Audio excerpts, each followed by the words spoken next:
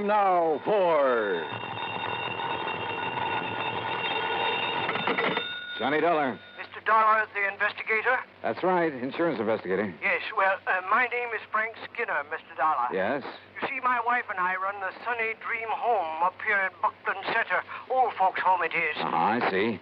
Well, now, what can I do for you, Mr. Skinner? But I'm afraid there's something wrong here, Mr. Dollar. You see, we've never had anything like this before. Like what, sir? Well, to begin with, all our clients are pretty well insured. Yes? All right. We've been having a lot of deaths here at the home these past months. Too many, Mr. Dollar. Well, after all, if your clients are all very old people... Yes, sir, they are. But you see, these have all been accidental deaths. Yeah, well, don't forget, sir, that older people are very often quite prone to accidents. Yes, sir, that's true, but... Well, if you want the truth, I don't think they've been accidents. Oh? No, sir. And if something isn't done to stop this, well, I think maybe you'd better come up here and see us. Mr. Skinner, I think you're right.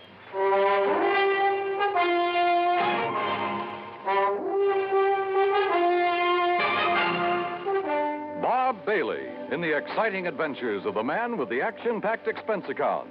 America's fabulous freelance insurance investigator. Yours truly, Johnny Dollar.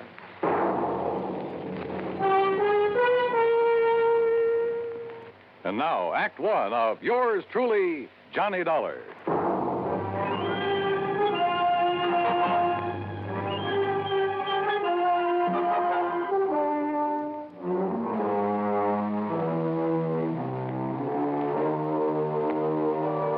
Expense account submitted by Special Investigator Johnny Dollar to the Universal Adjustment Bureau, Hartford, Connecticut. Following is an account of expenses incurred during my investigation of the Sunny Dream matter.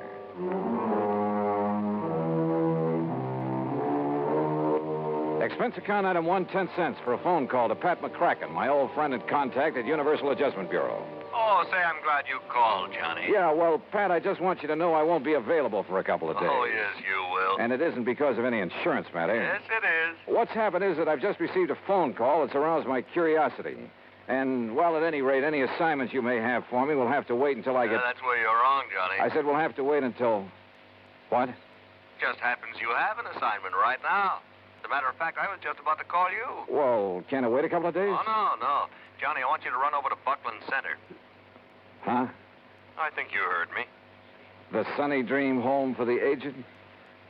That's right. How did you know? Never mind that. What's wrong over there that you know about? Oh, the number of deaths over there within the past few months have made our actuarial tables look like a big fat mistake.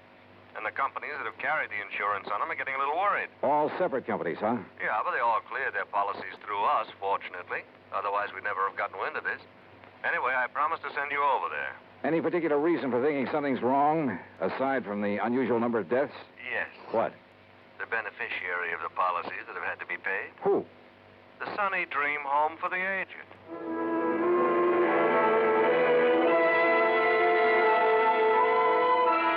I gassed up my jalopy at the sign of the Flying Red Horse, that's item 2, 425, and drove some 30 miles south and east on Highway 2. I found the Sunny Dream Home just north of Buckland Center. It consisted of a huge old frame house surrounded by trees and well-kept gardens. In comfortable chairs scattered here and there on the wide porch and lawn, nice-looking, well-dressed older folks sat around reading, chatting, playing cards, enjoying the late afternoon sun. The whole place looked clean, quiet, and restful.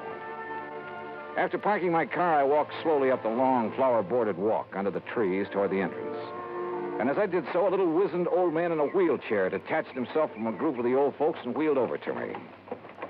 Mr. Dollar? Yeah, that's right. I'm Frank Skinner, the one that called you. Oh, how are you, Mr. Skinner? Come right along in the office where we can talk. Yeah, sure. Oh, may I give you a hand with that chair? Nope, don't need it. Huh? I must say you handle it well. Should. Haven't been on my feet in over 5 years now. You can help me up this little ramp, though, if you don't mind. Oh, sure. Here you are. Walter, my stepson, built me that ramp. Good idea. Yes, sir. It's a big help to a man that can't use his legs. Now, right around the side of the porch here. Oh, evening, Miss Baker. Good evening, Mr. Skinner. Here we are. If you just open the door. Sure.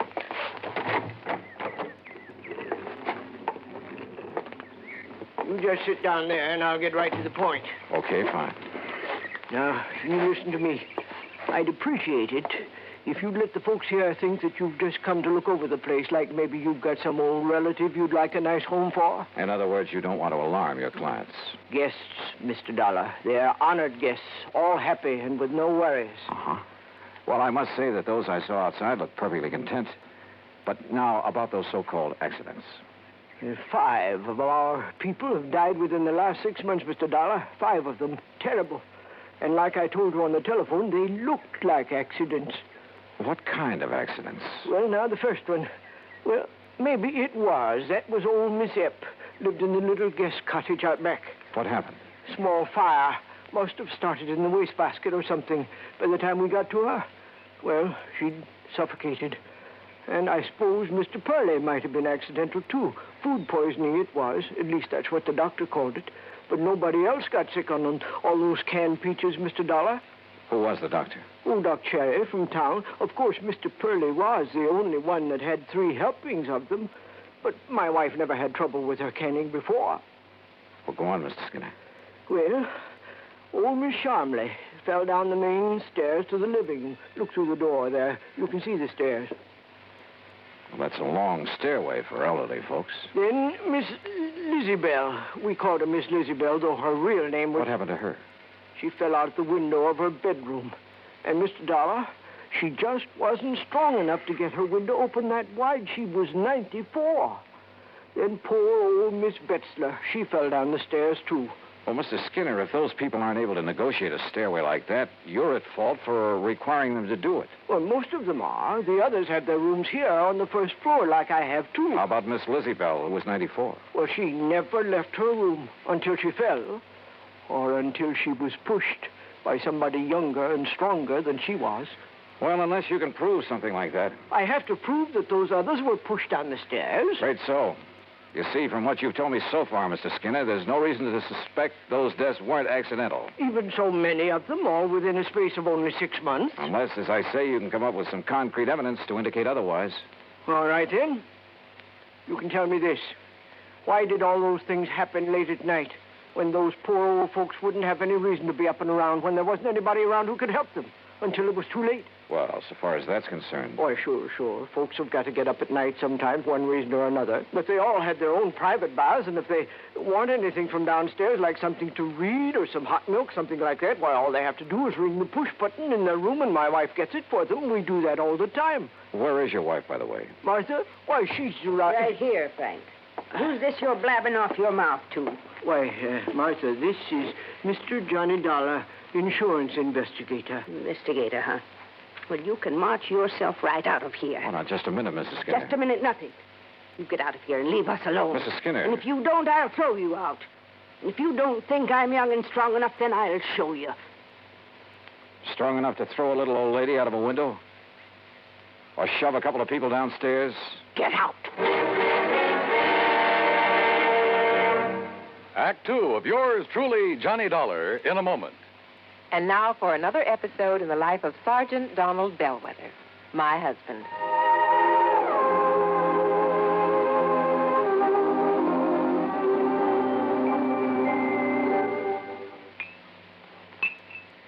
Oh, that's what I call a good dinner, Reba. Oh, that was delicious. Well, I'm glad to hear that, dear.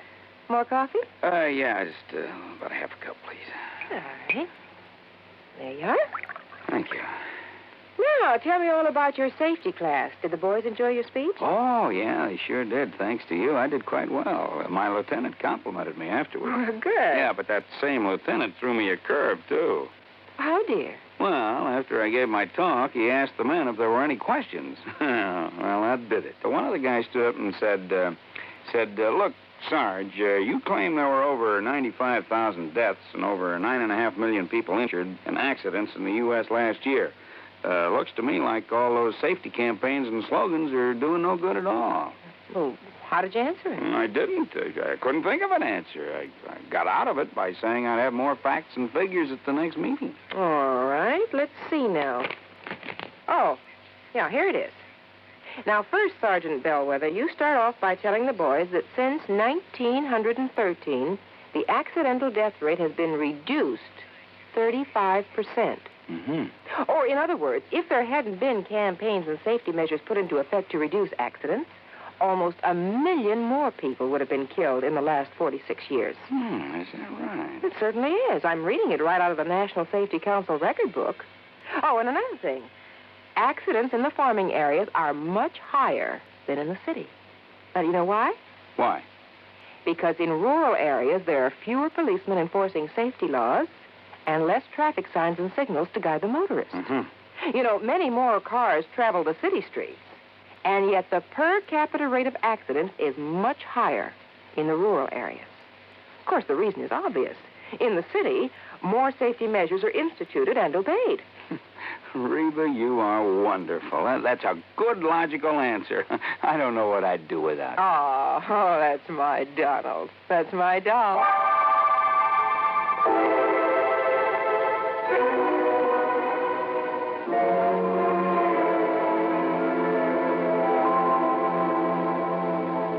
And now, Act Two of yours truly, Johnny Dollar, and the Sunny Dream Matter.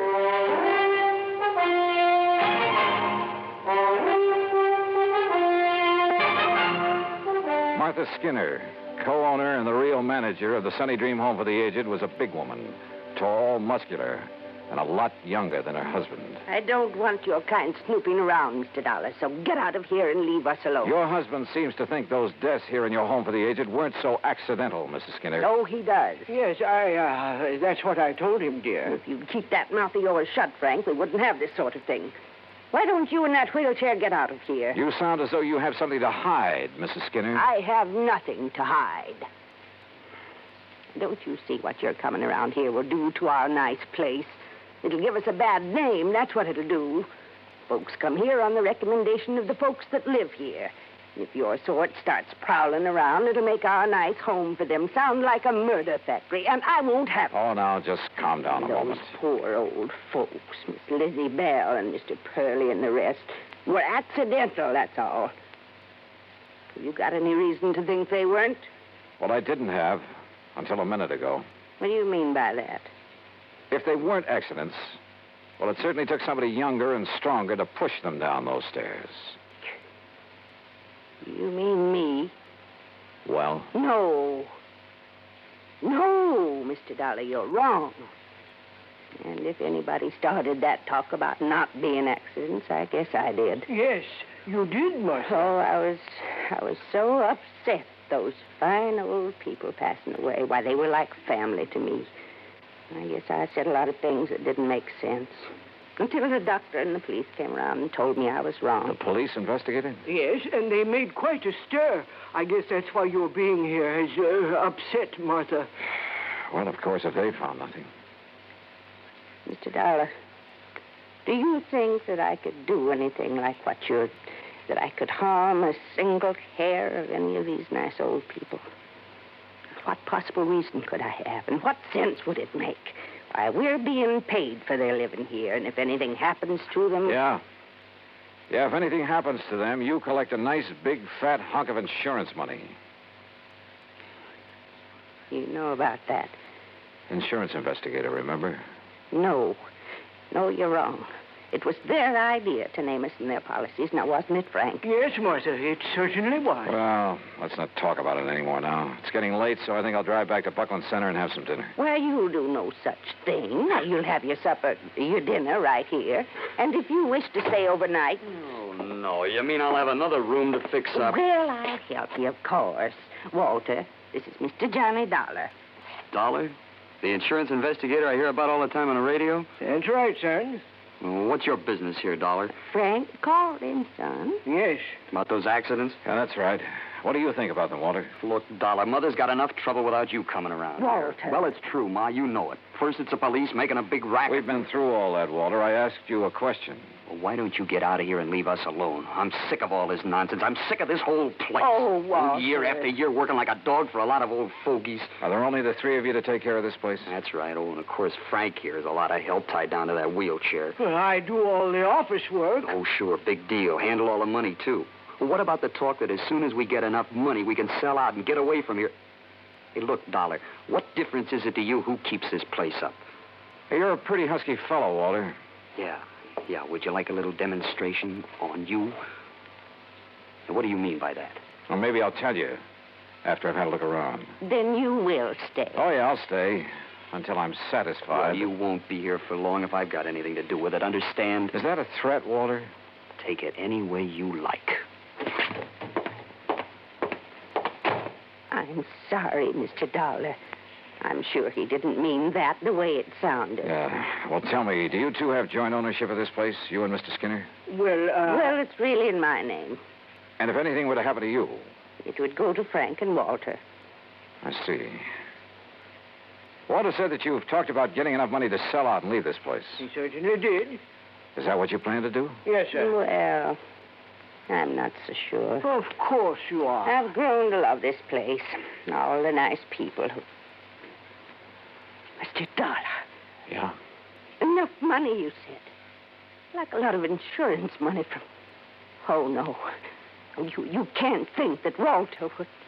Oh, no. He's spoiled and fresh and impetuous and talks a lot, but... Surely you don't think... Mrs. Skinner, what would you think?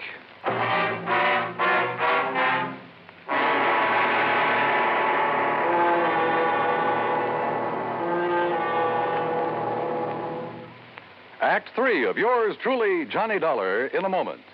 Do you know who said, "Eternal vigilance is the price of liberty"? Those famous words were written by Thomas Jefferson. Jefferson knew that human nature tends to cause us to take for granted the freedoms for which others have fought valiantly.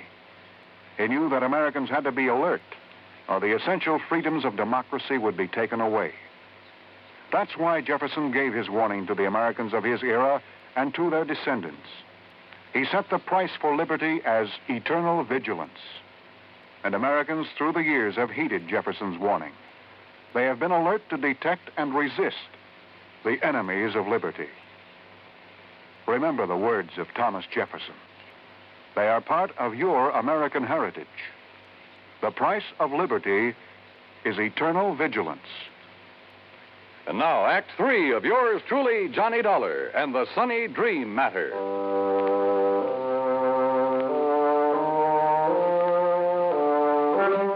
At dinner that evening, I made a point of chatting with as many guests of the Sunny Dream home for the aged as possible. Sweet old Mrs. Baker, who must have been in her 80s, pretty much summed things up as we talked together on the porch in the cool of the evening. You're all really kind of sorry for Walter, Mr. Dollar. Young man like that doesn't really have a place here among all of us old ones. Yeah, I wonder why he doesn't go out on his own then, Mrs. Baker. Because in spite of his brash, noisy way, he loves his mother, Martha. And since she has so much to do taking care of us, why, he just stays and helps her. Isn't she one of the loveliest people you ever met? Well, she certainly seems devoted to you folks. And she is. Makes us toe the line, bawls us out sometimes, just like a mother hen. But she's all heart. And Mr. Skinner? Very nice. Handles the business affairs of the home real good, too. It isn't generally known, but he's the one who gave us the idea of making out our insurance to the Sunny Dream. Oh? Of course, we never told Martha. Oh, there you are. Evening, Miss Baker. What a nice young man this is, Mr. Skinner. We've been having a wonderful time talking away about this and that. That's fine. They make you a comfortable room upstairs, Mr. Dollar? Yeah. Right at the head of the stairs. Very comfortable. Good. Well, don't let me interrupt. I'd like to talk to you a minute if Mrs. Baker will excuse us. Why, of course. Thank you. And we'll talk again tomorrow, won't we? Sure, of course we will. Good night. Mr. Skinner, when was the last accident when someone fell down those long stairs? Huh? Why, that was Miss Betzler earlier this month. Why? Well, at the head of them, as I came out of my room, I found something that... Well, they were marks that looked to me as though they'd been made by some kind of struggle up there. Oh? And a tiny piece of cloth from a man's suit caught in a splinter on the newel post. Well, what are you going to do about it? Oh, just leave it there. Tomorrow I'll get somebody from the police laboratory over here to look at it. Well, whoever suit that was must have a tear. Oh, no, not necessarily. It was really just a few threads that had been pulled out. But they might be the clue to a killer. I see. Well, good luck, Mr. Dollar. Yeah. Thanks.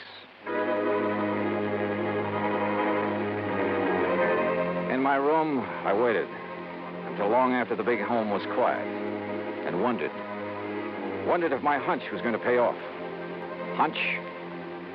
Sitting there on the porch talking with old Mrs. Baker, I'd suddenly remembered something Pat McCracken had told me in the very beginning. He had notified the home I was coming here to investigate. That meant he'd notified Frank Skinner. Could that have been why Skinner phoned me? To allay any suspicion the insurance companies might have? Yeah, I wondered. Finally, about midnight, I heard a noise at the head of the stairway. Quietly, I opened my door. And there at the top of the stairs, armed with a flashlight and standing solidly on his own 2 feet, was the man who said he was confined to a wheelchair. Well, Mr. Dollar. You won't find anything there, Mr. Skinner. Because there isn't anything. See? You lied to me.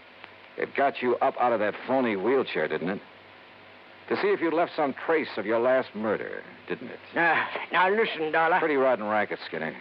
You and only you handle all the finances of this place. You persuaded the old folks to name you as beneficiary of their insurance policies. Then you proceeded to shove them down those stairs. Would you like to see how? Yeah, Skinner. Then I'll show you. No, you don't.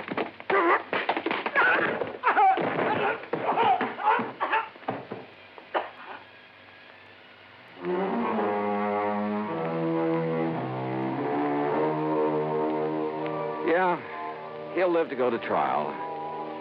And whatever sentence they hand him will be much too short. The Sunny Dream home, well, I hope it'll be the quiet, peaceful place his wife wants it to be. Expense account total, including incidentals, $12 even. Yours truly, Johnny Dollar.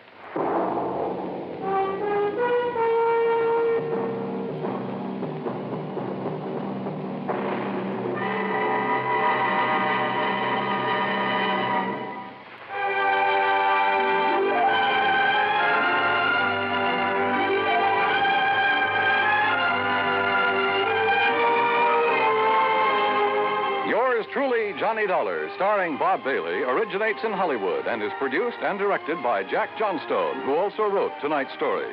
Heard in our cast were Virginia Gregg, Peggy Weber, Junius Matthews, Larry Dobkin, and Bert Holland. Be sure to join us next week, same time and station, for another exciting story of yours truly, Johnny Dollar. This is Dan Cubberly speaking.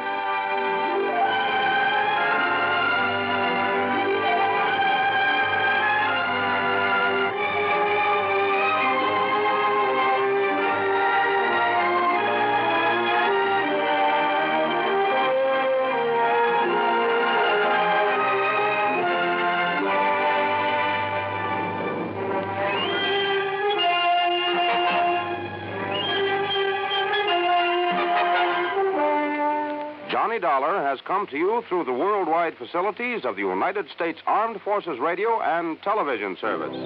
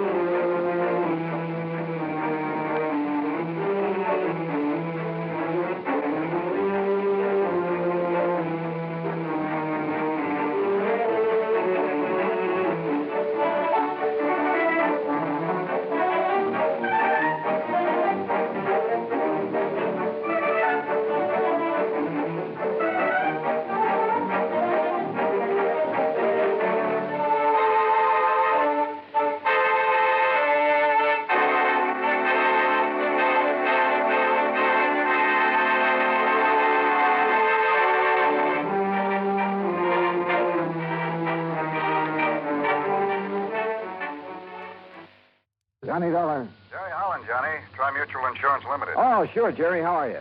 The name Curtis Randall mean anything to you? The banker here in Hartford? That's the one. He's also one of our big policyholders. At least he was. Oh, what's happened to him? Day before yesterday, he and a friend of his, a fellow named Byron Peters, they went deer hunting over near Kingman, New York. And? They hired some old character in the neighborhood to act as guide. Randall and Peters didn't know it, but the old goat was an alcoholic. So what happened? At the end of the day's hunt, they raised Cain with Curly because he hadn't found them a deer. Curly, the name of the guide, huh? Yeah. They had a big argument. Over 500,000. 100. Wow. Who's Randall's beneficiary? His hunting companion, Peters. Peters. No wonder you want me to investigate. Johnny. Only this one looks too easy. Wait, Johnny. I'll be right over.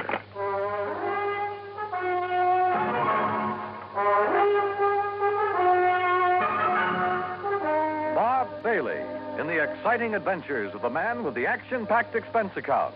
America's fabulous freelance insurance investigator. Yours truly, Johnny Dollar.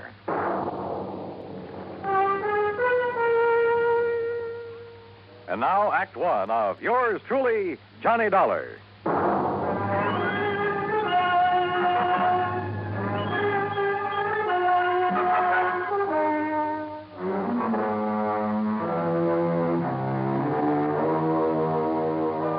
Expense account submitted by Special Investigator Johnny Dollar to the Tri-Mutual Insurance Company Limited, Hartford, Connecticut.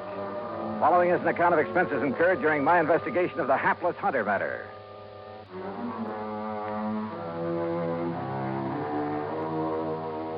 Expense account item 1, 95 cents for a taxi across town to Tri-Mutual in the office of Jerry Holland. As I opened the door, he met me halfway. Hey, what was the idea of hanging up on me, Johnny? Then when I tried to call you back, you'd left. Well, sure. I figured if this thing only happened a day or so ago, the faster I could get working on it, the better. Well, I'll go along with you on that, but Where's now... this man Peters? In the hospital. Because if anybody should be suspect, he should. After all, as a beneficiary... What did you say? I tried to tell you on the phone, only you hung up. Byron Peters is in the hospital. Where? Over in Kingman, New York. Why? Because he was shot up, too, by that drunken guide when he tried to prevent him from killing Randall. Oh. Then Curly killed himself. Yeah. You know, if you'd stop going off half-cocked, you might get somewhere on this case. If it really is a case. Sorry, I guess I jumped to a conclusion You sure before. did. Oh, $500,000 is still a lot of money. Sure it is. If you need it. And Byron Peters doesn't?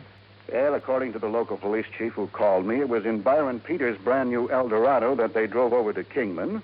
It was Peters who arranged for the guide service. It was he who supplied the guns and equipment. Yeah, okay, Jerry. I'll take your word for it. What hospital is he in over there? Angel of Mercy. It's the only one. Any other information I ought to have? None that I can give you. As I told you, this is just routine because of the money involved, company policy.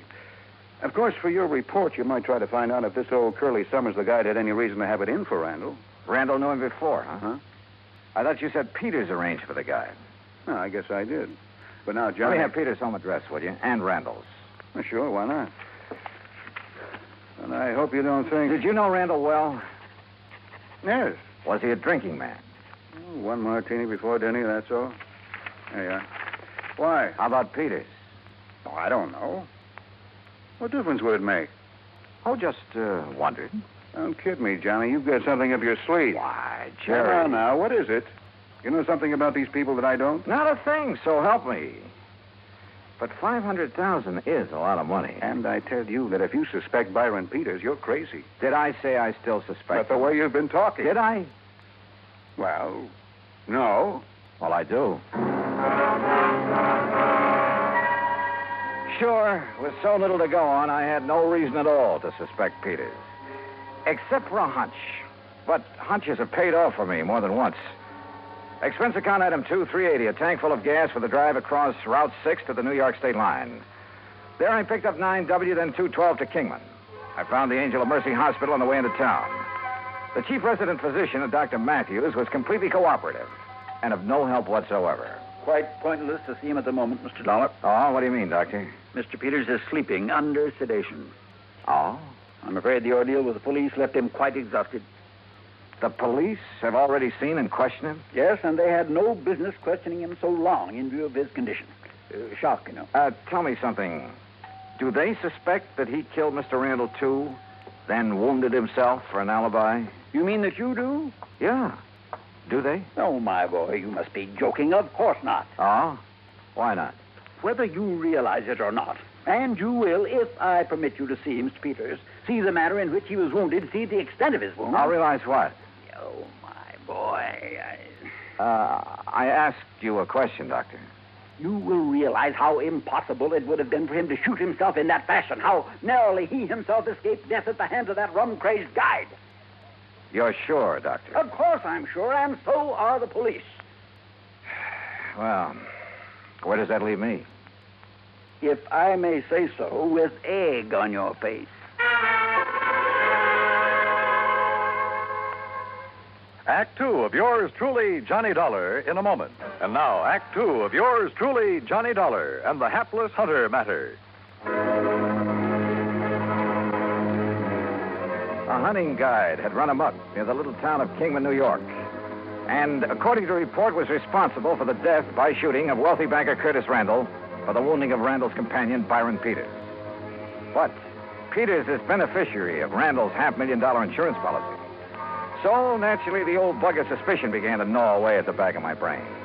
Until, that is, I saw Peters, his wounds, the x-rays, and finally talked with Captain McManus at the local police headquarters. Well, sure, we talked to Peters, Mr. Dollar, but only to find out exactly what happened when old Curly went off his rocker and started spraying lead with his hunting rifle, then shot himself.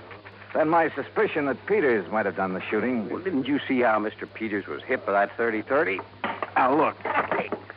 He saw Curly pull the rifle on Mr. Randall and shoot him down. Yeah. Yeah, so he lunged at Curly like this.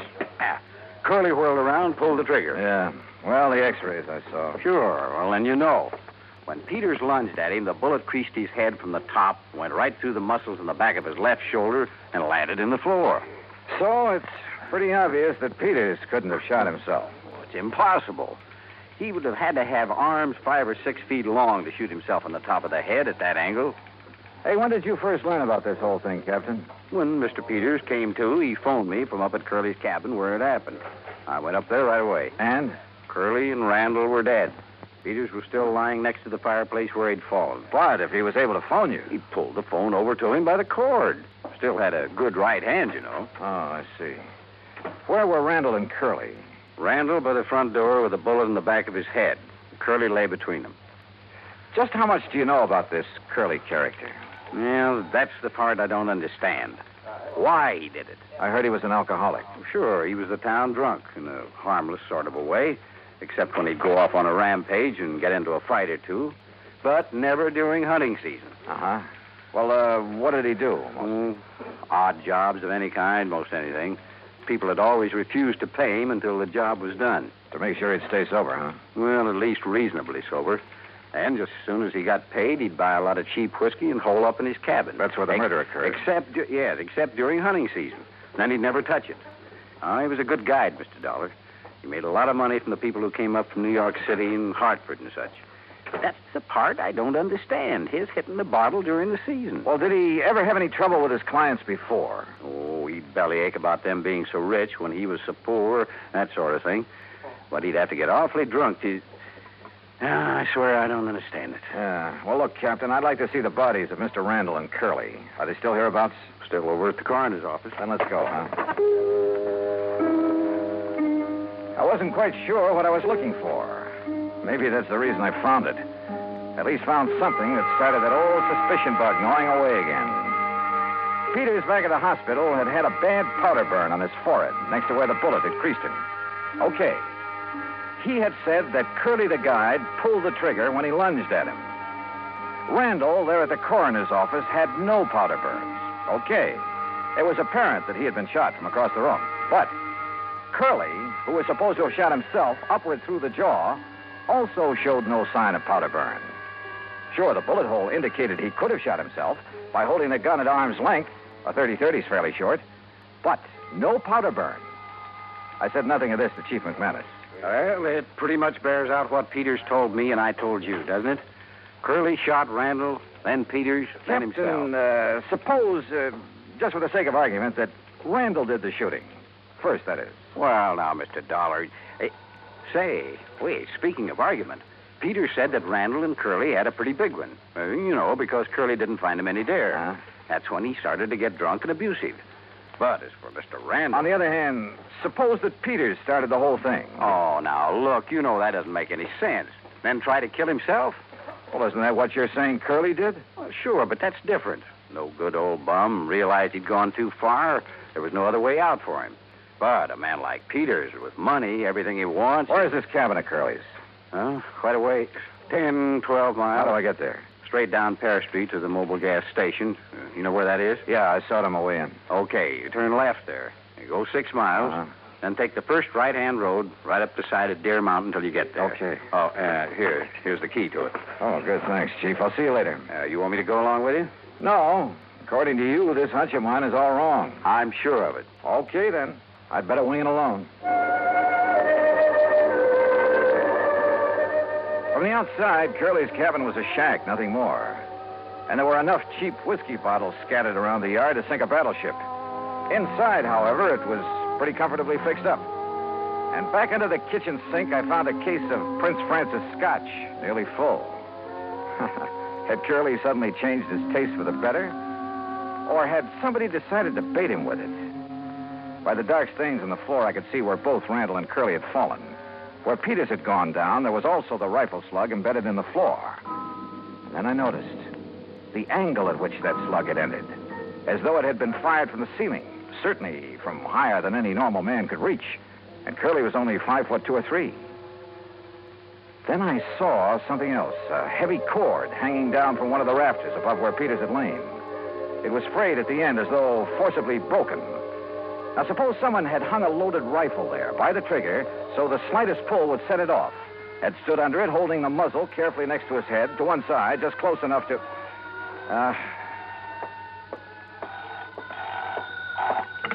Yeah, hello. Mr. Dollar? Captain? Yeah, listen. Now, you may be right, though I still don't see how you can be. What do you mean? Look, I've got Dr. Matthews at the hospital here on this party line. You still there, Doc? Right here, Chief. Well, then you better tell Mr. Dollar. Well, it's about Mr. Peters. Yeah? He's left. Left? I thought you had him under sedation. I guess it didn't take hold the way I thought it would. Well, what happened? Well, he woke up and asked me who it was that'd been here to see him while he was drowsy. Did you tell him who I was? Yes, then he seemed to drop off again, so I left him. A few minutes later, I heard his big fancy car pulling away. Doctor. I went back to his room and he was gone. Doctor. Listen, Dollar. Yeah, Chief. I don't know what it means any more than you do. But if I was you, I would get away from that isolated cabin. You see what I mean? Dollar? Sure, Chief. I'll leave right away. That was very smart, Dollar. Byron Peters? That's right. Byron Peters.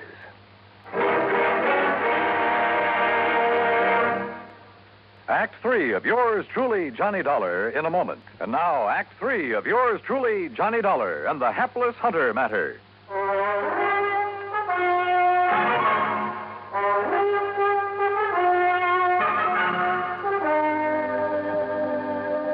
So you weren't as badly hurt by that bullet as you pretended. That's right, Dollar. Does that help bear out your absurd suspicions about me? Not nearly so much as your coming up here to this cabin, Peters. What's that supposed to mean? You rigged the whole thing pretty well, but not well enough. Why you wanted to get rid of Curtis Randall, I don't know. You're out of your mind. Randall was a friend of mine. You must have had some reason for killing him. Curly Summers murdered Kurt. We had a big argument because he hadn't found us any game. The only reason it got out of hand was because Curly was drunk. On what? On some of that expensive scotch I found in the kitchen? How should I know? Yes. Where did he get that? How should I know? Well, I do. You brought it here to help bolster your phony alibi, to indicate that Curly had it up here, had been hitting it. But you pulled a boo-boo. Why don't you talk sense, Detective? Are you trying to tell me Curly would ever have stuff like that? Look at the old bottle scattered around outside. Cheap rot gut, that's all. What's more, he never touched a drop during hunting season. That's about as thin evidence as you could possibly dig up, Dollar, and you know it. Peters, why did you come up here just now? Okay, I'll tell you that, too. Lying there in the hospital, nursing your sore shoulder, you didn't plan on that injury, did you? I told the police. Oh, yeah, sure, you told the police. Lying there, you suddenly remember the one thing that could show how you cleverly wounded yourself after you killed Randall and Curly. That piece of cord up on the rafter, where you hung Curly's gun up by the trigger. Dollar. You aimed it carefully along the side of your head, then yanked on it to set it off. Dangerous, but a great alibi. I told the police, the doctor. Curly pulled that trigger when I lunged at him, struggled with him. Little Curly held that gun high enough so the bullet would crease your head from above? I was bent over, lunging at him. Then enter the floor from up here where this cord is hanging? You're pretty smart, aren't you, Dollar? Curly was supposed to have committed suicide, huh? Yes, he must have, because I heard him shoot himself as I passed out. Oh, sure. The bullet entered his lower jaw, went up into his brain. That's right. That meant he had to hold that 30-30 at arm's length, so the muzzle right next to his jaw. That's right. Where it would have left powder burns. But, Peters, there were none. Because you shot him from across the room, the same as you did Randall. Yes. Yes, the same as I'll shoot you. If you can. My right hand is still good, Dollar, and so is the 38. You and your fool insurance company should have left things as they were. Chin up, Dollar. Tell me one thing. Sorry, I haven't got time. When I left the hospital, I made sure I was seen heading for New York, and a carefully set up alibi. You still won't get away with it, you know. Any more than you got away with killing Randall. I had until you came along, and I will when I've killed you. So if you have nothing more to say... One thing. Why did you kill Randall? You're trying to stall me. Why? All right. All right. Because I forced him to name me in his insurance. I was the only one who knew about some shady operations in his early business career. Oh, the old story, huh? That's right. Blackmail. That's why he's been paying me off, supporting me, until recently. So you threatened to expose him? No. What would that get me financially? Then tell me this. No. I've got to get out of here to New York. Just one thing more. I don't know why you're trying to stall me, but it's no use. So if you have any prayers, Dollar... Sure. That Chief McManus standing there in the doorway will slug you before you pull that trigger. Oh, no, not that old chestnut. Why not, Peter? What? You... No, you...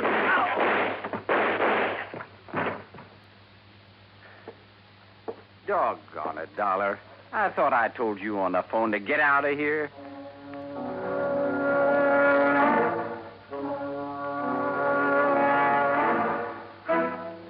Expense account total, including gas to get me back to Hartford, $13.13. Remarks? Why? Why don't they ever learn? Yours truly, Johnny Dollar.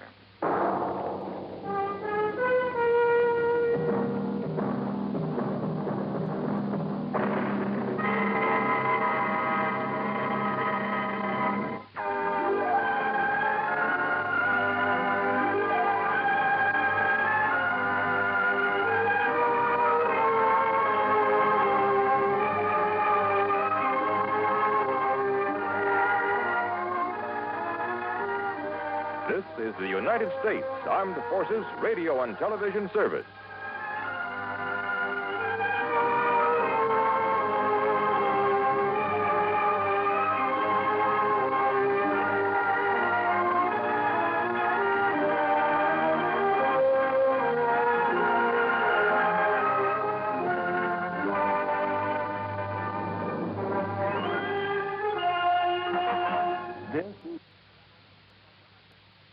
From Hollywood, it's time now for... Johnny Dollar. Mr. Dollar, I want you to come over here right away. What's that again? I want you to come over here right away. That's what I thought you said, but who is this and where's here? This is Ellis P. Watkins, Mr. Dollar. You've heard of me, perhaps? Yeah, I think so. Manufacturer, aren't you? Well, at the moment, that seems to be a matter of opinion. Over here is Broad Acres at Fairfield, Connecticut. Would you mind telling me what this is all about, Mr. Watkins? It's very simple. I have $100,000 to give away. All? To whom? That is what you are going to tell me, Mr. Dollar. I'll get there as soon as I can.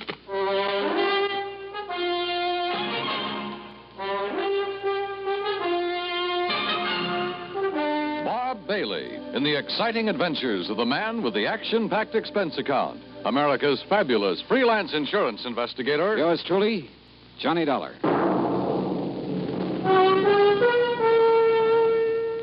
And now, Act One of yours truly, Johnny Dollar.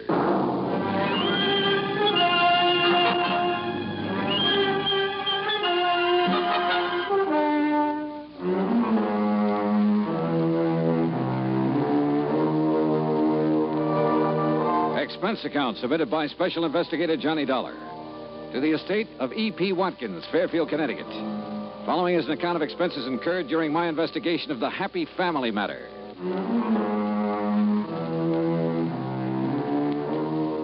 Expense account item 1, $1.20 taxi from my apartment to the home office of the Universal Adjustment Bureau and Pat McCracken. Well, didn't take Mr. Watkins long to get in touch with you, Johnny. Yeah, I figured he must have got my name from you, Pat.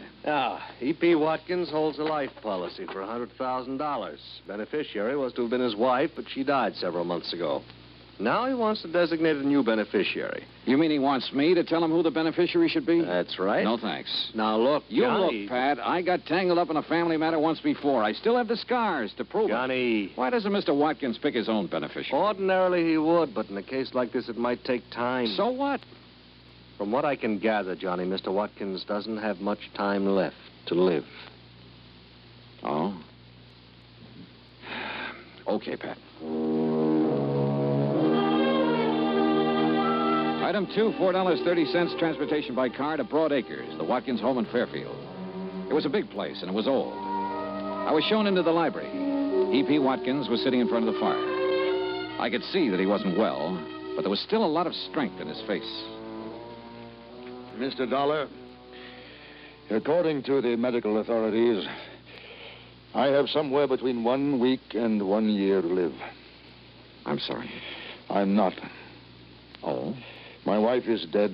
My business is on the verge of collapse, and my children are strangers. Should I be sorry? Well, I don't know. I have 3 possible beneficiaries. A daughter, Sheila, 28 years old. A son, Michael, 26, and another daughter, Elizabeth, 24. Well, why not have all 3 share equally? Mr. Dollar, had I wished to do that, I would not be calling on you. The others will be taken care of elsewhere in the estate, I suppose. There is no estate other than this insurance policy. Oh. Most of it has gone down the drain of an ailing business. The rest will be consumed in estate expenses. I see. Watkins' money should be kept in the Watkins family, as I see it. But I most emphatically wish the money to go to 1 member and 1 member only. And the other 2? They're to be left out in the cold, huh? I did not engage you to examine my motives, Mr. Dollar. Now, you have asked me a direct question, and I will give you a direct answer. Yes, I intend, as you put it, to leave the other 2 out in the cold. You say there are 3 of them, Sheila, Michael, Elizabeth. What can you tell me about them?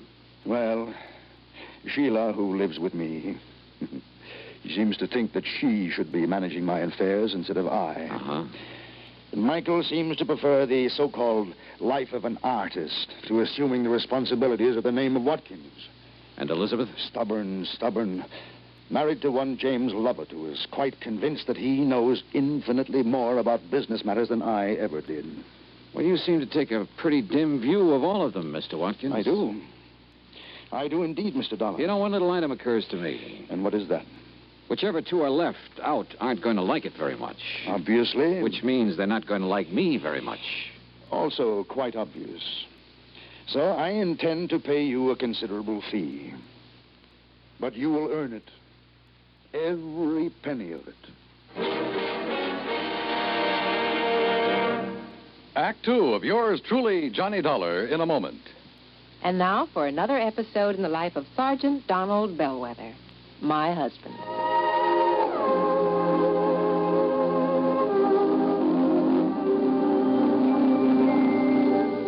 Reba, is everything packed in this duffel bag? Yeah, everything but these, Sarge. Oh, let me see that bottle. Reba, what in the world would a bunch of guys on a fishing trip want with these indigestion pills? Well, now, you just take them along, Don. Remember, you boys will be doing your own cooking for 3 whole days. Yeah. Maybe you're right. Oh, boy, I can hardly wait to pop some of those freshly caught fish into the pan. There, now. Everything's all packed. Yeah, well, we better get going. The fellas will be waiting. Well, I'll walk you to the car. Okay. I'll carry this bag. The rest of the gear's already packed. Here, I'll open the door for you. Oh, thanks, honey. Now, I'll just put this bag in the back seat. Okay. Now, Kiss me goodbye right here on the front lawn so the neighbors will know I'm not leaving because we quarreled. Oh, you're so silly. Good luck, dear. Have a wonderful time. You really deserve this fishing trip. Oh, is that all you got to say? I mean, you usually tell me to drive carefully, et cetera, et cetera. Well, this time I will not say a word. Oh. Okay, dear. Well, I guess I better be going. Hey, what's this note on the steering wheel? Dear Sergeant, on one holiday last year in the States, speed was a factor in 71% of the accidents. Drinking was a factor in nearly half. Accidents were most frequent early in the weekend. 82% of the accidents happened in rural areas, and the victims were usually the drivers. Your loving wife, Reba. I might have known you'd get to me somehow. Goodbye, dear. Oh, I'm going to miss you. Oh, I'm going to miss you too, Reba. And don't you worry. I'll drive safely. That's my Donald. That's my doll.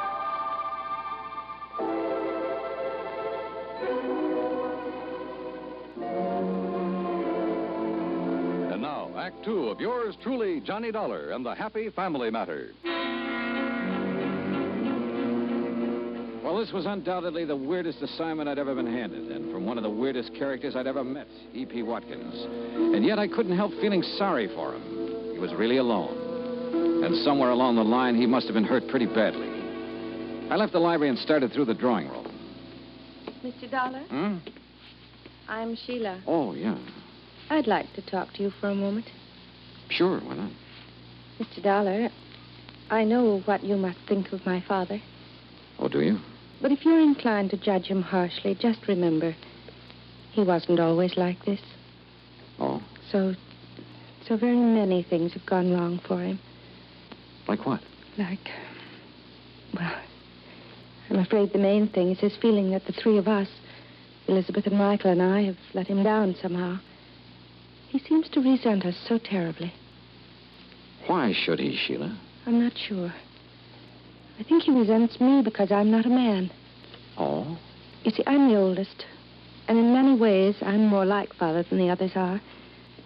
If I'd been a man, I could have, taken over for him. Yeah, I see. I've tried to do what I could. Help make decisions, that sort of thing. But I think he somehow resents that, too. Well, I gather it hasn't exactly been easy for you living here with him. Somebody has to. And the others have lives of their own. Mm-hmm. Speaking of the others, I'd like to talk to them. Where can I find them? Elizabeth and her husband live in Cranford, New Jersey. And Michael's in New York, in Greenwich Village. Okay. Thanks, Sheila. Outwardly, she was poised, but I could tell she was nervous, tense. Her fingers wouldn't stay still. She kept shredding bits of cellophane from her cigarette package. Yeah, she was under strain, all right, and I could understand why. Item 3, $8.40. Transportation in New York City to the Greenwich Village apartment of Michael Watkins. Mr. Dollar, you can tell Dad that I do not want that insurance money. Why not, Mike? Because it doesn't... Well, he doesn't owe me anything, and I don't owe him anything. It was a clean break, and that's just the way I want it. You're sure about that? I am. I'm doing what I want to do. I'm painting. Everything is just the way I want it. You know, Mike, you sound sort of like you were trying to convince yourself. I resent that, Mr. Dollar. Our family is split apart, that's all. Sheila's been trying her best to hold it together, but it won't work. Why not? Because I have had it. For years, Dad's been trying to cram Watkins and company down my throat. He knew my heart wasn't in it, but did that matter to him? No. Look, Mr. Dollar, I can make your job real easy for you. Yeah? There's one person in our family really deserves that money after what she's been through. Sheila? Yes, Sheila.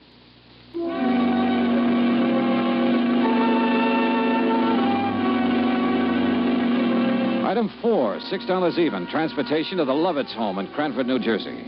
Look, Mr. Dollar, if sending you here is some scheme of Dad's to force us into line, you're wasting your time, and so is he. Now, wait a minute, Elizabeth, After the way he's treated Jim. Relax, honey. That's all over and done with. Look, Dollar, I can simplify your job for you. Can you? Give the insurance to Elizabeth here. Why? Because then I can get my hands on it. Oh? Well, what would you do with it, Jim? Buy a controlling interest in Watkins and Company and put the business back on its feet. You once worked for Watkins and Company. Why did you leave? Because he's still running it the way he did 30 years ago. It won't work, and I wouldn't be a part of it. Jim tried, Mr. Dollar. He really did. But Dad wouldn't even listen to him. For years, he tried to get Mike to take over the business. But Mike prefers to be off in Never Never Land painting those lousy pictures of his. Now, Jim. They are lousy, and you know it, Liz. Look, Jim, you say Mr. Watkins didn't give you a chance to put your ideas into effect, huh? No. Finally, things got to the breaking point. Dollar, I sent him a written contract guaranteeing I'd raise the necessary financing. I asked for only 6 months in charge. Contract? But he wouldn't accept your offer, huh? No. Sheila begged him to sign. Finally, he sent word back for me to tear up the contract and get out of the company. I see. Well, Dollar, you've met all three of us now. Who's going to be the beneficiary? Sheila, or Mike, or Elizabeth?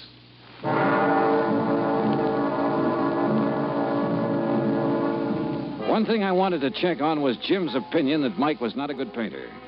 I nosed around until I found an art dealer who'd handled his work. He showed me a couple of paintings and then leveled with me. So far as he could see, Mike was a lousy artist. I went back to my hotel to think it over, but I found a message that Mr. Watkins' attorney wanted to talk to me. He'd taken a room on the floor above, so I went upstairs. Come in. Halfway into the room, I noticed it was dark. Then, as I heard the door slam, I felt a gun barrel in my back. Hold real still, Dollar. Who are you? That don't matter. What's this all about? Dollar, this case you're working on, you drop it right now. And if I don't? If you don't, you get dropped for keeps.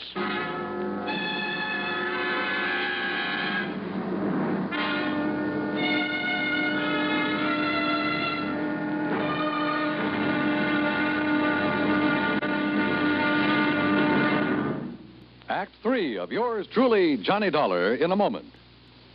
Do you know who said, "That man is free who is protected from injury"? Those words came from Daniel Webster, one of the most eloquent orators in American history. Webster knew that a man could not be free unless he lived in a country which recognized his right to freedom and created laws to protect that freedom. A slave state may say that its citizens are free, but as long as a single citizen can be harmed by the whim of a country's rulers, true freedom does not exist. A man is free only if his rights to freedom are protected. Remember the words of Daniel Webster. They are part of your American heritage. The free man must be protected from injury. And now, Act 3 of yours truly, Johnny Dollar, and the Happy Family Matter.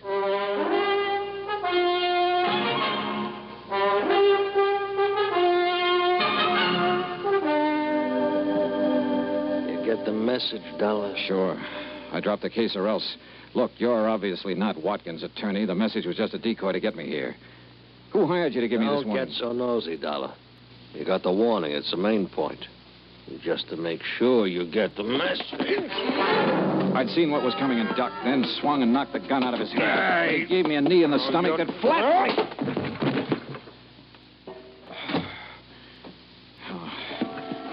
By the time I got to my feet, he was gone.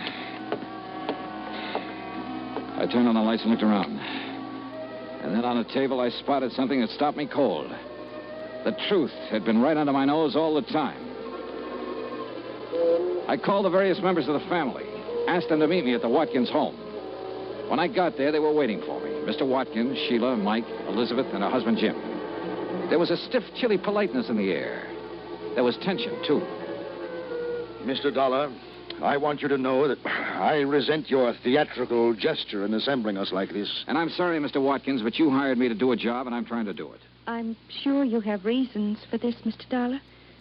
But you must know how painful this is to Father. Yes, I know, Sheila, but it's necessary. I don't see why, Dollar. I'm coming to that, Mike. Now, look, let's face it. This is not exactly the happiest family in the world. It's been torn wide apart. All right. Why is it torn apart? Oh, that's ancient history, Mr. Dollar. Maybe some of it is, Elizabeth, but a lot of it isn't. Well, I don't see what's to be gained by rehashing all this. Let him finish, honey. Just what are you driving at, Dollar? Just this, Jim. I was hired to find out what I could about the 3 beneficiaries. On the surface, everybody was very cooperative. On the surface? Somebody in this family didn't really want me to make this investigation, Sheila. They hired a strong arm to rough me up earlier this evening to make me drop the investigation. Nonsense. Sorry, Mr. Watkins, but I've got the scars to prove it. But who? Let's start with you, Mike. I want to know why you quit the family business and started painting. I told you. It was because Dad kept trying to cram the business down my throat. Why, you ungrateful. Well, it's true. I couldn't take it any longer. Sure. But you'd felt that way for a long while. What led you to make the break, Mike? Well, when even Sheila agreed it was no use, She encouraged you. Of course I encouraged him. I felt he should have the right to a life of his own. But, Sheila, you told me that you had begged Mike to stay in the company. She what? What? I was acting in the best interests of the family. Were you, Sheila? Mr. Dollar, I don't know what you're trying to suggest. That brings us to Jim and Elizabeth here. Jim, you quit the company, too. Why? I've already told you, Dollar. Mr. Watkins refused my last offer of help. Kicked me out. Well, that's not true. What offer are you talking about? That contract I sent you. What contract? You never saw it, did you, Mr. Watkins? I most certainly did not. But Wait a minute. I gave the contract to Sheila. She said it'd be better if she handled it. Then she told me later she discussed it with her father, and he refused. Sheila, you lied. Well, Sheila? Mr. Dollar, I refuse to discuss. Sheila, you have a nervous habit of shredding cellophane cigarette wrappers to bits. In the hotel room where that hired strong arm jumped me, I found a little pile of shredded cellophane near the ashtray. Sheila. I don't understand. Mr. Dollar, do I understand that you're suggesting it's been I who've torn the family apart? Well? Sheila. Yes, Father. Why? I'm not sure. I don't know. Hey, look, I'm an insurance investigator, not a psychologist, but I don't think this is too hard to understand. Sheila, weren't you trying somehow to punish? I'm not sure. Sheila. Oh, Sheila, if that's true, you need help. They all had a life of their own. Except me. We'll help you, dear. We'll get help for you. I hated what I was doing. But I just couldn't seem to help myself. Mr. Dollar, you will understand that I am rather bewildered by all this. I do, Mr. Watkins. Now, you suggest that she was deliberately trying to tear the family apart in order to punish someone? Well, that's only a guess, Mr. Watkins, but I think it's probably a good one. Then she was trying to punish me. I think so. Should I understand why? Did she ever have a life of her own? Was she ever allowed to have one? Mr. Dollar, I requested you to designate a beneficiary for me. Yeah, that's right.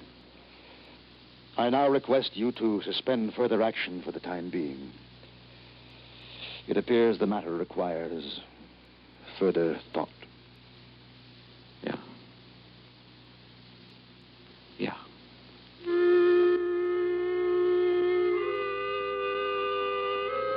Item 6, $8.50. Transportation and incidentals back home.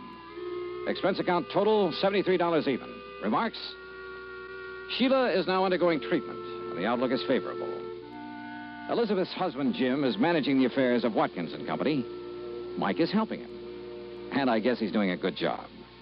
Mr. Watkins, well, he's still alive. And his doctor tells me that now the old gentleman has found some reasons to be alive, he'll probably be with us quite a while.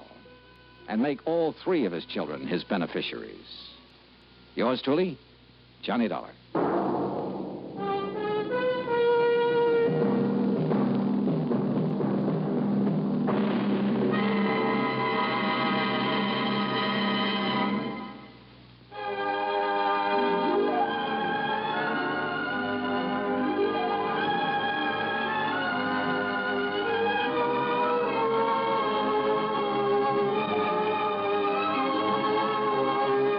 Yours truly, Johnny Dollar, starring Bob Bailey, originates in Hollywood and is produced and directed by Jack Johnstone. Tonight's story was written by Robert Wright. Heard in our cast were Virginia Gregg, Shirley Mitchell, John Daner, Larry Dobkin, Peter Leeds, and Paul Duboff. Be sure to join us next week, same time and station, for another exciting story of Yours truly, Johnny Dollar. This is Dan Cubberly speaking.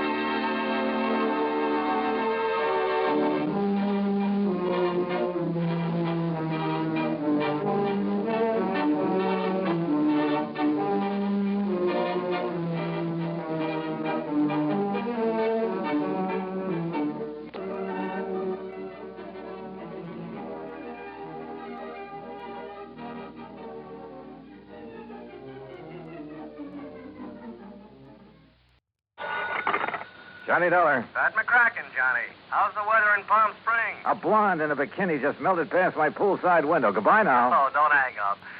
Johnny, this job's just a few miles north of where you are. It'll take maybe a day to clear it up. Yeah, you said that last Christmas, Pat, and I got trapped in a blizzard. This season, I soak in the sun. Happy New Year. John, boy, we have a bonus list in this office. Your name could be on it. Near where I am, huh? It's a ghost town named Calico. An old prospector named Kringle is breathing his last up there. I thought all prospectors never died. He wants to change the beneficiary on his $50,000 policy, but a nephew, Ned Kringle, threatens suit if we let him. So you contact our agent, Gene Craig, in Barstow. Who's the new beneficiary? Carmen Kringle. Carmen? A burro. A burro?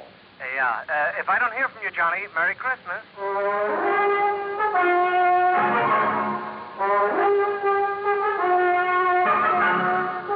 Bob Bailey in the exciting adventures of the man with the action-packed expense account, America's fabulous freelance insurance investigator. Yours truly, Johnny Dollar.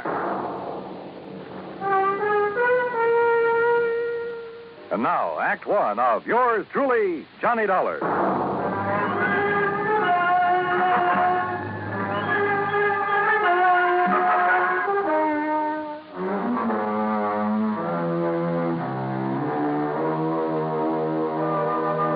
Expense account submitted by Special Investigator Johnny Dollar to the Home Office, Universal Adjustment Bureau, Hartford, Connecticut. Following is an account of expenses incurred during my investigation of the Carmen Kringle matter. Expense account item 1, $1.40. Telegram to Gene Craig in Barstow telling him where and when to meet me. Item 2, $50 even to Al Sterner for his charter plane to the ghost town of Calico. The guidebook says there's something about desert country that's good for the soul. And in spite of the air bumps, I got a panoramic view of the Great Mojave that took my breath away. The sun's setting rays hit the weird mineral stratas of the Calico Range and turned them into a patchwork of beauty.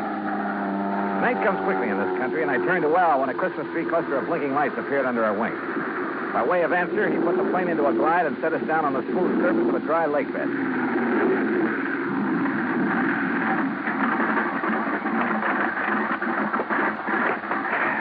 Johnny, you want me to wait around till your friend shows up? No, thanks. Well, there seems to be plenty of company. That's just an old coyote. Don't stand too long or you'll freeze to the spot. Okay. Good luck. Call me when you want to be picked up.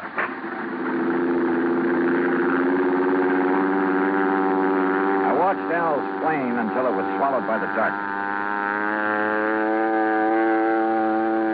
Then suddenly I got that feeling in the hair on the back of my neck that I wasn't alone.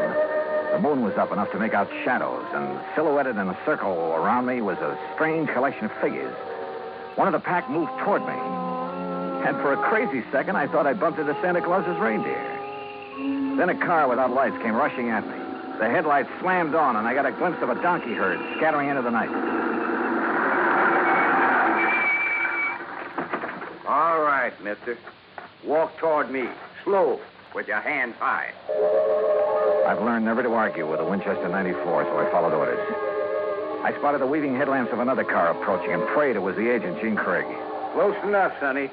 I can pop the rattlers off a sidewind at 60 yards, so don't you make no sudden move. He was maybe 60 with gray sideburns and a frosty goatee. A marshal's badge was pinned to his leather jacket.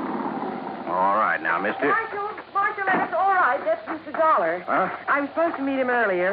I'm awfully sorry, Mr. Dollar. I'm Jean Craig. Huh? I couldn't get here until I drove Doc Spangler up to Chris. He's had another setback, Marshal. Yeah, some darn fool let down a rail on his corral, and Chris Kringle's whole herd got loose. He don't give a chuck for most of them, though, except Carmen. Now he's fretting because she's running wild. Almost had him tracked down when this here fella showed up. If you vouch for him, huh, Jean? You are Johnny Dollar, aren't you? Well, a frozen facsimile. Come on, I'll drive you into Calico. You tell Chris that I'll have his Carmen back in the corral before the moon's full. And, Jean, Yeah, Marshal. tell the old sourdough to stay alive, will you? We need him around here. Sorry about mistaking you, Mr. Dollar.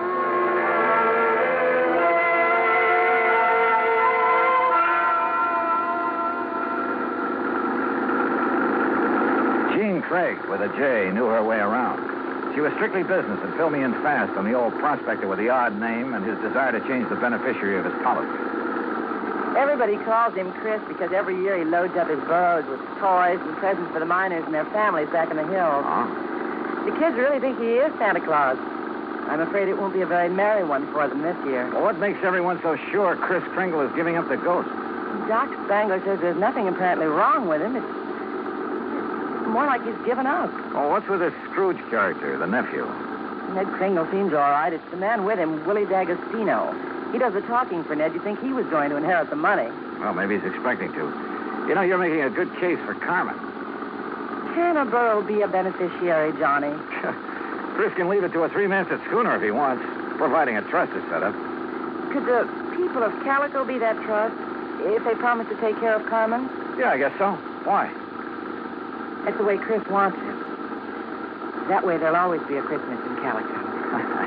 What happens when Carmen goes to donkey heaven? Or is it burros that never die? There'll always be burros in Calico, Johnny.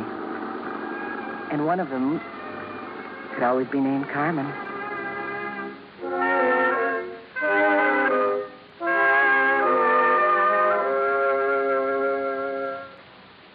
Act two of yours truly, Johnny Dollar, in a moment. Act two of yours truly, Johnny Dollar, and the Carmen Kringle matter.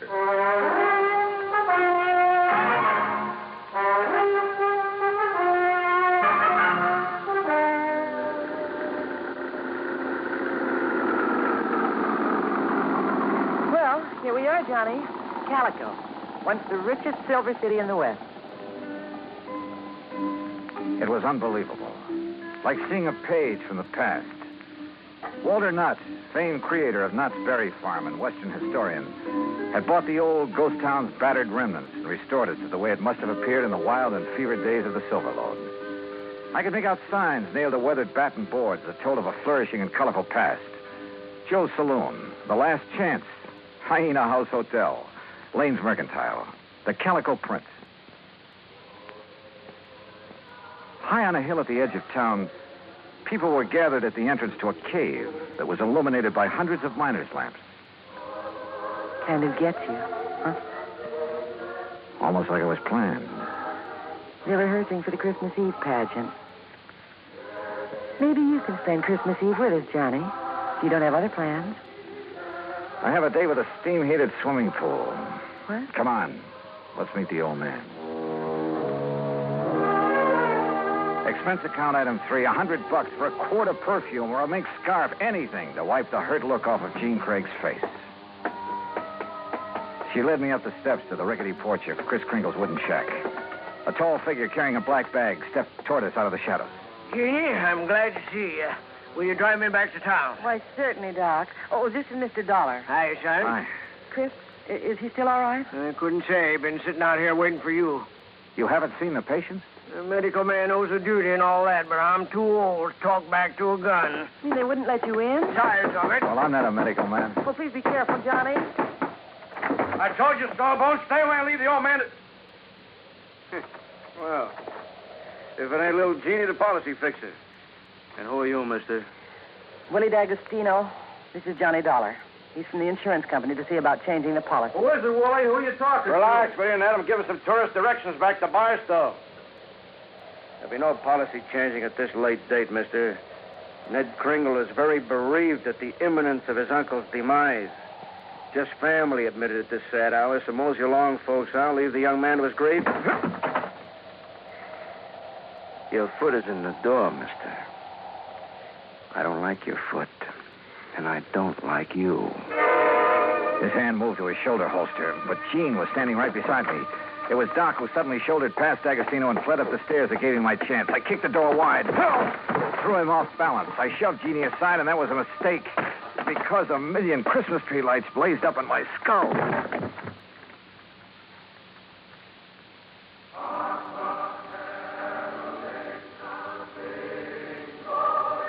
Then slowly the tree lights faded away, and I saw Jeannie fussing over me and looking worried. A young, nice-looking fellow was seated next to a marble-top table. D'Agostino leaned against the stone fireplace and dangled his gun, smiling like he had a stacked deck. He's all right, Doc? A nasty cut, but no fracture. I know how to pull my punches, Doc. The old man. How is he? No better, no worse. Just lying up there staring at the ceiling. I want to see Chris. I have a right to, Ned. I'm an old friend. Wooly, wouldn't it be okay if Jean just went up? No, let him die in peace. He's past caring who sees him. Wooly, these people have a right. I said no. I'll get a hero boy on his feet and shove off. Go on. Come on, Johnny. Help me, Doc. How's it going to feel, Ned? Sharing blood money with a hoodlum. Your uncle paid for that policy with a pick and a shovel. It took a lot of years, a lot of sweat. And he's had your name on that policy ever since you were born. Oh, man, Kringle never saw pay dirt in his life. Ned had given money to live on, paid the premiums on his policy. Chris was always tapping the kid, claiming he had a new find. He was going to mine $1 million. Wait, shut up. The old man's dying. Tell him, Ned. Tell him how the old phony was always taking the bows, making like Santa Claus with the money you give him. Willie, haven't you got a... Tell him who owed you the money! I know who's been waiting a long time for this. Me. Willie D'Agostino, that's who. Is that true, Ned? Yeah. I thought my uncle would make a strike someday. I honestly thought he'd strike it rich. I know he tried. He did strike it rich, Ned. When he dies, every man, woman, and child in this town will mourn him. He'll live in their hearts. What will people remember about you, Mr. D'Agostino? All right, get out and stay out before I... Willie, this rifle will make a hole in your belly big enough to pass a borax beam through. So you just drop that gun. Well, I don't know what the shouting's about, but you're guilty of carrying sidearms and you're threatening violence, Mr. D'Agostino. And ain't nobody does that in Calico, long as I'm the marshal. Now, you better get. Ed Dollar, I love you. Oh, so let Gladys hear that. Well, I'll see how Chris is. Doc, you tell the old buzzard that I got his Carmen back in the corral. Jingle bells and all. Yeah, nice work, Ed. Now, what's holding you, mister? Okay. All right, let's go, Ned. Let the squares have a round, huh? I'm going to stay here, Willie. I want to be here when Chris... Hey, that's a good idea. That way, no fooling around with the will, huh? Smart kid, that Ned. See you at the funeral, huh? I'll go up now. You were wonderful, Marshal. You too, Johnny. Oh, yeah, sure. I take a nice sock on the head. Say, you folks better come up, too. Chris wants to say something. Oh, wait a second. I figured on this. Corral, come on.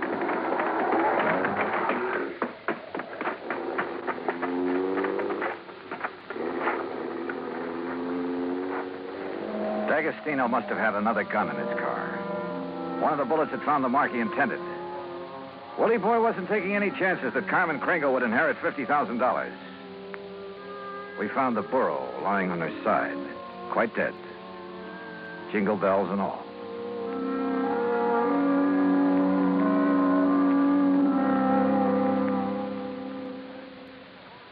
Act 3 of yours truly, Johnny Dollar, in a moment. Oh, Act 3 of yours truly, Johnny Dollar, and the Carmen Kringle matter.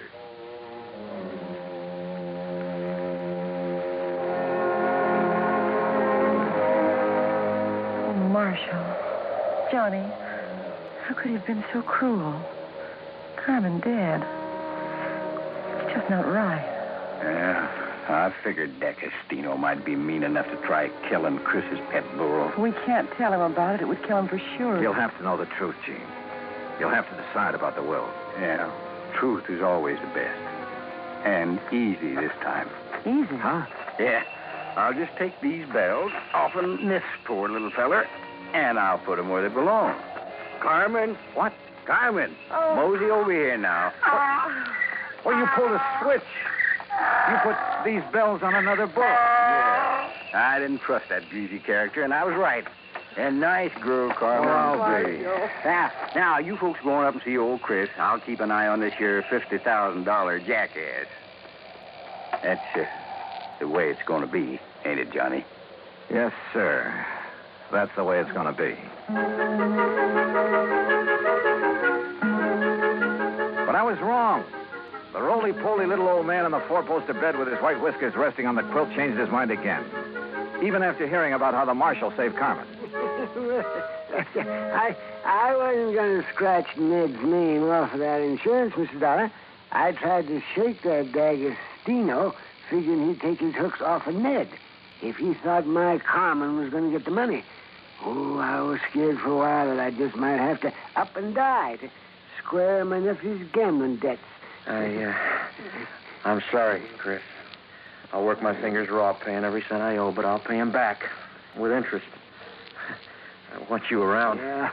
Hey, Mr. Dollar. Yeah, Chris. Lift the lid on that footlocker and fetch me one of them bags in there. They're pretty heavy, but you look strong. Well, they're sure heavy enough. You got them stuffed with silver? It's better than silver. Open it up there. Yeah, that's it there. Yeah, recognize the dot? Yeah. Maybe you'd better have a good sleep, Chris. This here's plain old gravel. Oh, plain gravel. It's uranium, Doc, huh? The last batch assayed at $900 a ton. And I got a mountain of it staked out. In both our names, Ned. You don't care. Why, Chris? Mr. Dollar, if you and Jeannie check with the Barstow Bank, you'll find that they'll extend credit on the strength of that assay. You reckon you can spend 2 days buying enough presents so as we won't disappoint the folks hereabouts?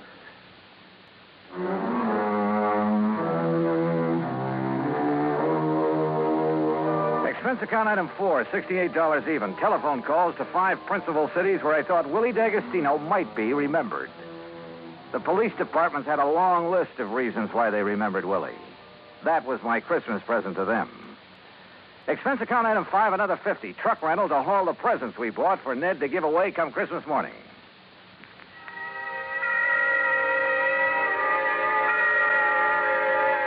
And then it was Christmas Eve.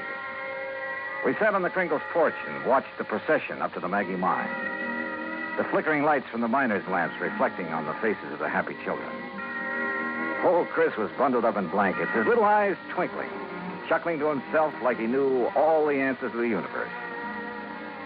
Jean was there, too. Kind of nice. Isn't it, Johnny? Kind of nice. Marshal Ed Noller was one of the wise men in the procession. I recognized the sideburns. And Doc Spangler couldn't hide his height. Oh, he wore an awful beard. Ned Kringle led the burro that carried the Blessed Mother. Yeah, you guessed it. The burro was Carmen Kringle. Expense account total, including return to Palm Springs and incidentals, $229.75. But forget it, Pat. This is the best holiday I ever had. And I was only cold at the start. From all of us to all of you, may this be your very merriest Christmas ever. Yours truly, Johnny Dollar.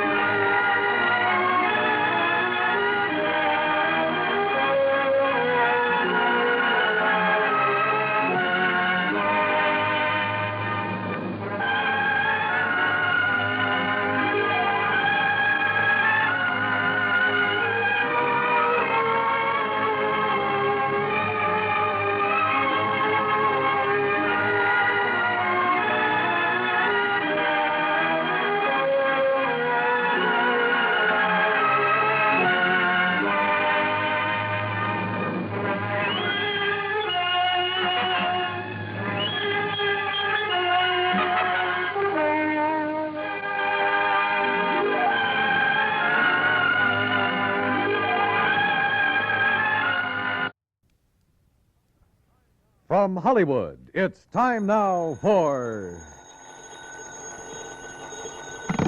Johnny Dollar. I love you. Hello? I said I love you. Yeah. That does not please you? Oh, pleases me fine. Now, why don't you and I get together and we'll be able... That would be nice. Well, just name the time and the place and, Hey, wait a minute. Who are you? Carmela Jocares, Johnny. Oh, well, let's get down to earth. Carmela? Yes, Johnny. Well, Well, usually when my phone rings this way on a Sunday night, well... I know. You expect some dull insurance agent to be calling you. Yeah. With a dull insurance matter for you to worry about, no? Yeah, that's usually the case. But this one does not need to be dull. You mean you have an insurance problem on your mind? Of course. So maybe you will help me? Well, just name the company, any company, and I'm on my way. The Universal Adjustment Bureau would be interesting. So who cares if they're interested? Come on, Carmela, get to the point, huh? Come see me, Johnny. Tell your friend, Pat McCracken at the Universal. Yeah, sure. Tell him what? That I called you. Will you, Johnny? Are you kidding? Goodbye. Yeah, well, where can I... Hello? Hello? Huh?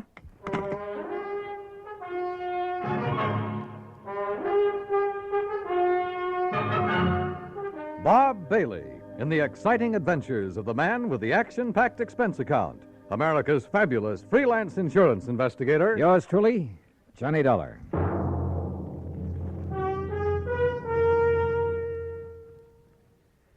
Now that the holiday season is with us, there are 3 different reasons why you should have several packages of Chef Boyardee Pizza Pie Mix handy in the house. The reasons are friends who drop in for lunch, friends who drop in for supper, and friends who come over just to say hello. Because pizza is perfect to serve friends and family any time of the day. And when you use Chef Boyardee Pizza Pie Mix, it's so easy. You see, everything you need is right there in the one Chef Boyardee pizza package that you keep on your cupboard shelf. Needs no refrigeration. You get the flour that turns into crispy golden crust. Chef's own pizza sauce, made according to the very same recipe Chef Boyardee brought with him from Italy. And even mellow Italian-style cheese, already grated to become a delicious, bubbling topping. Serve everybody pizza this holiday season. They'll love it. And you'll find pizza is so easy to make when you use Chef Boyardee Pizza Pie Mix. Get several packages. And now, Act 1 of yours truly, Johnny Dollar.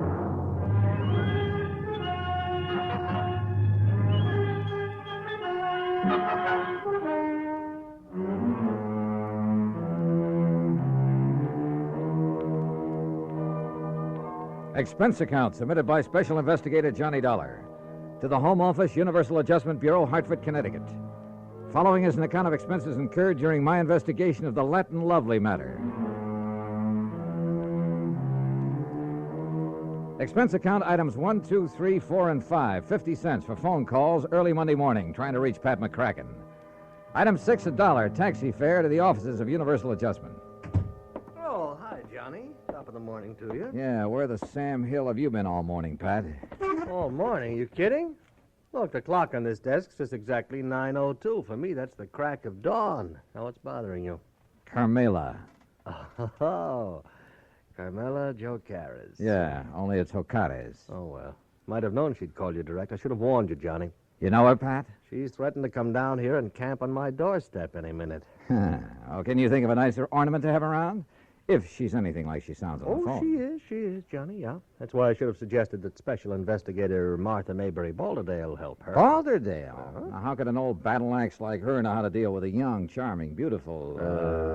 dancer like Carmela? Dancer? Is that what she is? Yes, yes. Not very good, but she's just as beautiful and seductive. And, no, maybe I better stick old Lady Balderdale on. All right, Pat, quit the kidding and tell me what it's all about. Who's kidding? Well, where do I find Carmela, her address? Now, you see, you're already emotionally involved with her. You haven't even met her. Emotionally? Client relationship in our business should be entirely objective, Johnny. How can I possibly expect you to look at Carmela's insurance problem with an unbiased mind? Pat, All she'd have to do is bat those lovely big brown eyes at you a couple of Look, times. will you stop baiting me and tell me what this is all about? Emotion. All right.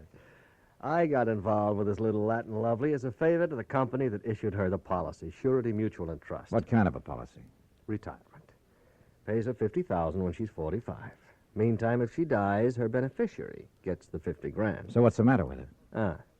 Well, like I told you, Johnny, she's a dancer. Nightclubs. Always has a partner. Some good young kid who can make up for her shortcomings. Only a different partner every month or so. Well, what's that have to do with her insurance? Well, she has the company name her partner as beneficiary. Oh, I see. And if she keeps changing her policy... Right. And by now it has so many riders attached to it, the company's running out of filing space. And what's more important, the cost of servicing this one lousy policy and the time that's been wasted on it. And the last time... Well, she's been so insistent you'd think she was planning to die tomorrow. Well, maybe she is. Why doesn't the company just stall on making some of these changes? Oh, they've tried that. So what happened? She's on the phone every day, 2 or 3 times a day. Nobody has any peace. That's why they finally turned to me in desperation. And you said you'd have me talk to her. I did not. She asked for you. Why? How'd she even know about me? Oh, newspapers, some of the radio programs about the cases you've handled. Johnny, you're her idol. You're her dream boy. Oh, yeah, sure. But what to do about this? Well, you get her to settle with one beneficiary. Get her married, something like that, so her policy will stay set for a while. Yeah, married, even if you have to... Oh, yeah. You? Huh? Yeah. Oh, no, you don't. Not me. Oh, no. It's a great idea. Johnny, her address is 624 East 47th Street, New York. Now, you look, But just Pat. remember one thing. Universal Adjustment Bureau will not pay for your defense in a breach of promise suit, John. It's all the way or nothing. Oh, yeah, sure. Call me up sometime when you have a case for me. Sucker. Me, that is. Because of item 7, 1940, plane fare and incidentals to New York City, taxi from the airport to 624 East 47th Street, a nice modern apartment building complete with a uniformed doorman. Miss Jocares? That's right. Can I have your name, sir? Johnny Dollar. Oh, yes, of course. So, if you'll just give me her apartment number... may I see your credentials, please? My credentials? Oh, sure. Why not? Here, take a good look. Seems all right. Thank you, sir. Now, look, she's expecting me. I know, sir. Then what's all this fuss about? Hey, will you step into the lobby, please? Oh, sure. Now, what's the number of her apartment? One moment, please.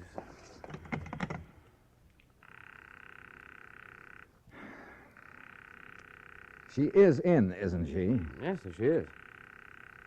I don't understand about answering the house phone, though. You're certain that she's in? Absolutely, sir. But why she doesn't answer... Where's her apartment? It's number 7 up the stairs. Come on, show me the way. Yes, sir.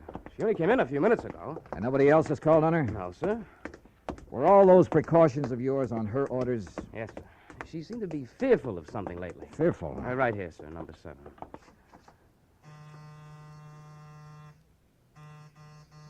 That's funny. Miss Ocades! Miss Ocades! Carmela! Listen. Now what? That sound inside. Well, there must be somebody You in got a there. passkey? Well, yes, sir. Come on, give it to me quick. But unless you have some authority, Mr. Dollar. I have all I need.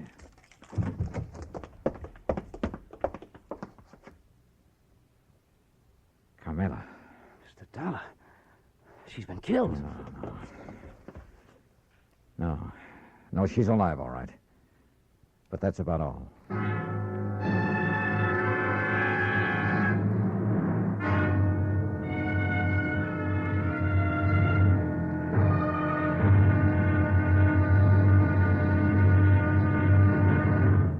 Act two of yours truly, Johnny Dollar, in a moment. There is a difference, a great big difference in Vicks medicated cough drops. There is a difference, a great big difference. Get relief with every single drop. Yes, there is a big difference in Vicks medicated cough drops. The medication makes the difference. Only Vicks cough drops are medicated with the exclusive throat-soothing ingredients of Vicks Vapor Rub. 2 delicious flavors, Vicks Regular and new Wild Cherry. Next time your throat feels raw and irritated from coughs due to colds, remember... There is a difference, a great big difference in Vicks medicated cough drops. The medication makes the difference. Yes, the medication makes the difference. And for a stuffy nose, just one whiff. With a Vicks inhaler, and that miserable feeling of a stuffy nose goes in seconds. Use it anywhere, anytime. Vicks Inhaler. And now, Act two of yours truly, Johnny Dollar, and the Latin Lovely Matter. Carmela Jocares, beautiful Latin American dancer who kept changing the beneficiary of her insurance policy to the point where the company was going crazy, who demanded another change, this time almost desperately. We'd found her unconscious on the floor of her apartment. Bill, the doorman, discovered how her assailant had got in. Through the service entrance into the kitchen, Mr. Dollar. He must have run away when he heard us at the door. Any brandy, anything like that around here, Bill? He has a little bar there in the corner. Okay, I see it. Do you know a doctor you can call? I have a list on my desk in the lobby. Well, then go on down and call him. Isn't this a matter for the police? I'll worry about that. You get a doctor up here. Yes, sir. Carmela.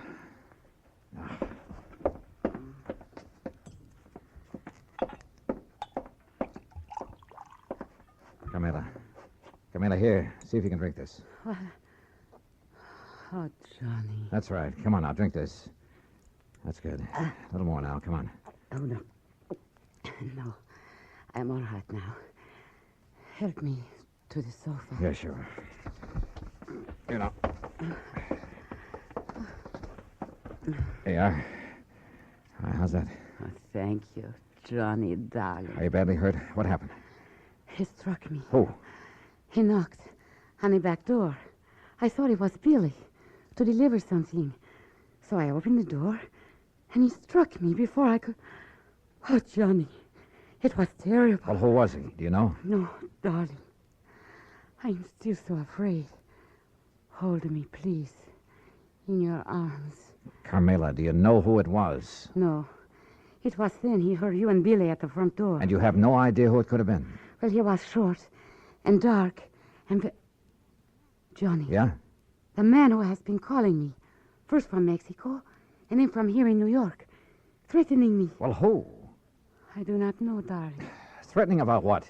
You have done it once too many, he would say. Now you will be sorry. And he would hang up. Done what once too many or too often or whatever he meant? I do not know, Johnny. Well, I know darn well the insurance company would never carry things this far. The insurance? Oh, Johnny, you can't do it for me, can't you, darling? Do what? I only ask them to make a little change. But all they do is delay. Oh, now, look, we have more important things to think about now. More important than the insurance? Oh, you do not understand. Please, my sweetheart.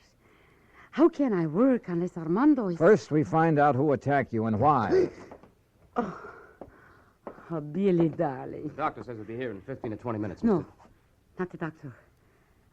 I love you, Billy, but you're a nice boy, but not the doctor. Why not? Because I am all right now. You're sure about that? Carmela? Oh, yes, I am all right. You know, you recovered pretty fast. No marks on you. What do you mean? I wonder just how much of a beating you really took. Johnny, my darling, my love. Surely you do not think... No, I'm not sure what I think. Okay, Billy. Call off the doctor until I can find out what's what. Oh, thank you, my sweet.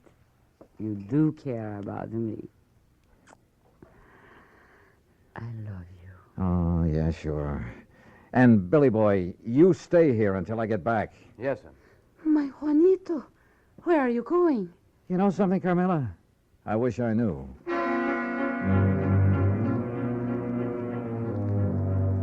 I knew where I was going, all right, to 18th Precinct Police Headquarters and my old friend Randy Singer.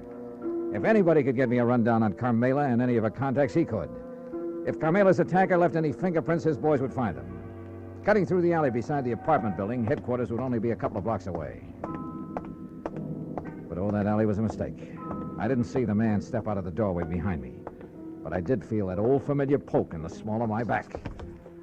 No. Keep walking, senor. To the next doorway. All right, now look. If you'll take that gun out of my back. Walk. What is this, a holdup? Now, in here. Well? I am Federico, Senor Dollar. Bully for you. So what? I could hear you from the back stairway of her apartment. So you would help her, eh? Carmela? Maybe? No. You will not, because I will kill you first.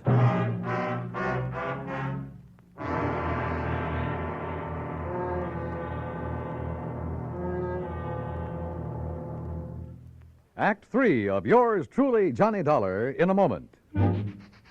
Smoke Kent, Smoke Kent, Smoke Kent with the micronite filter. Remember this, Kent filters best of all the leading filter cigarettes. So get the mild Kent cigarette. Smoke Kent with the micronite filter.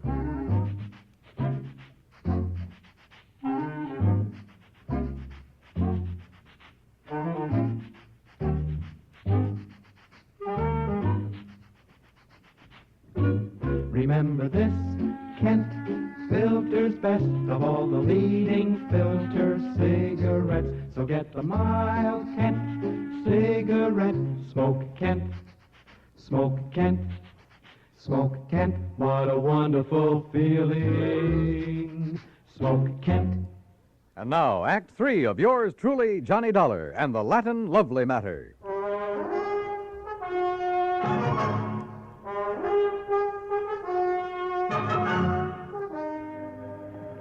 Me, I will kill you. Do you mind telling me why? I will kill you before I let you help that woman ruin my son. Your son? You are from the company for the insurance, are you not? Yeah, that's right. To make her the change in the policy, to change what you call the benefit, The beneficiary, yes.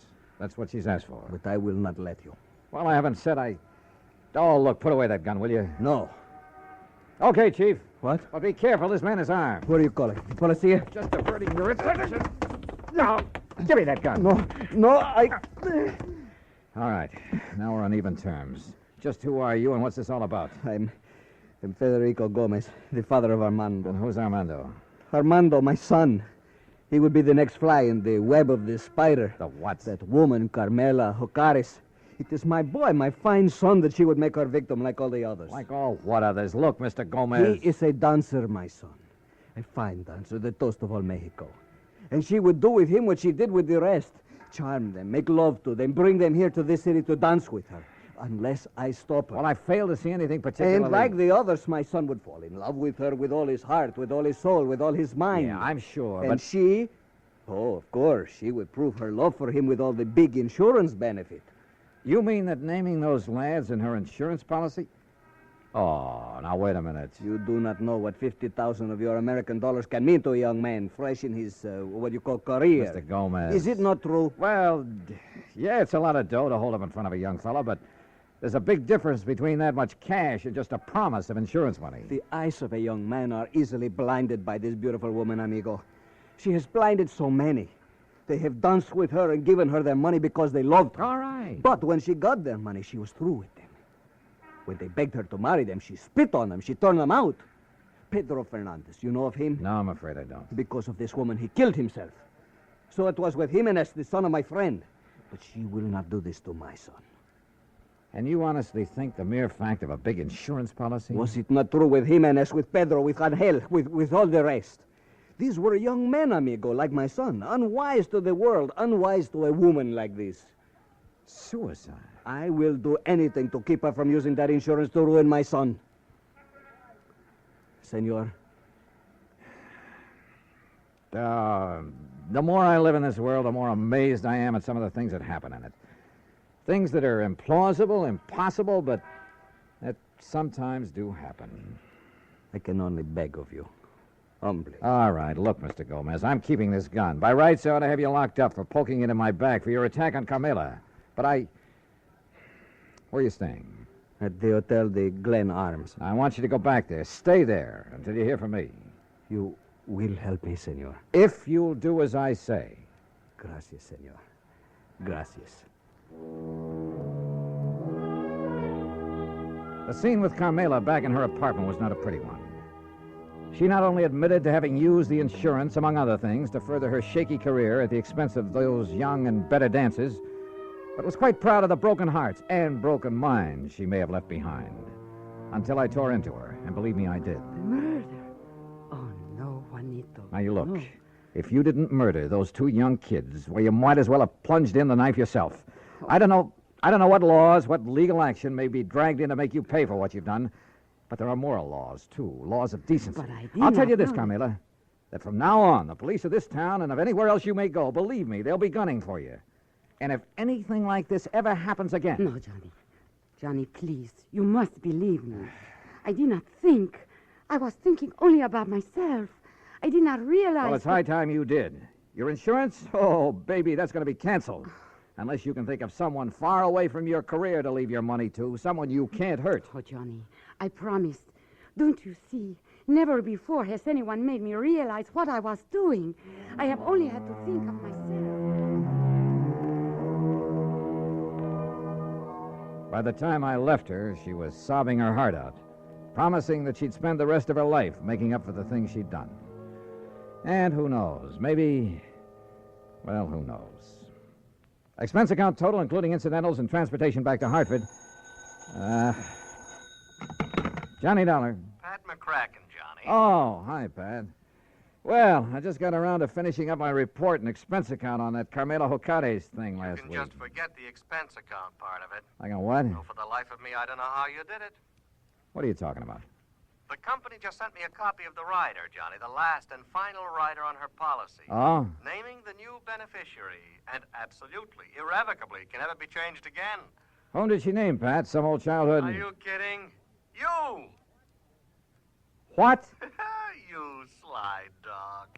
Hello. Hello. Well, I'll be... Yours truly, Juanito Peso.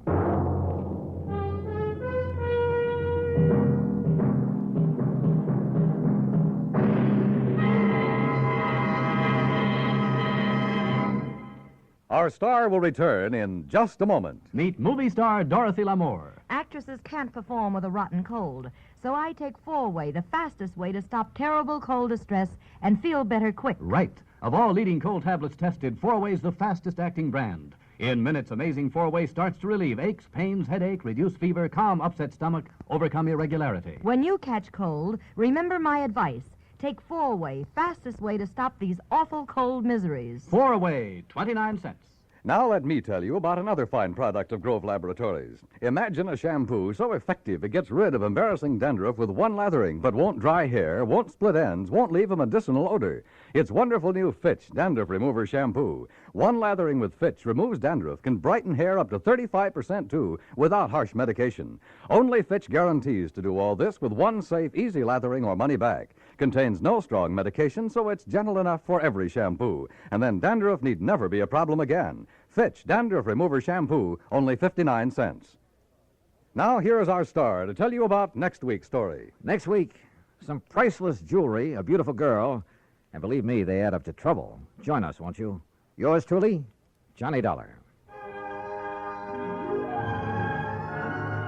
Yours truly, Johnny Dollar, starring Bob Bailey, originates in Hollywood and is produced and directed by Jack Johnstone, who also wrote today's story.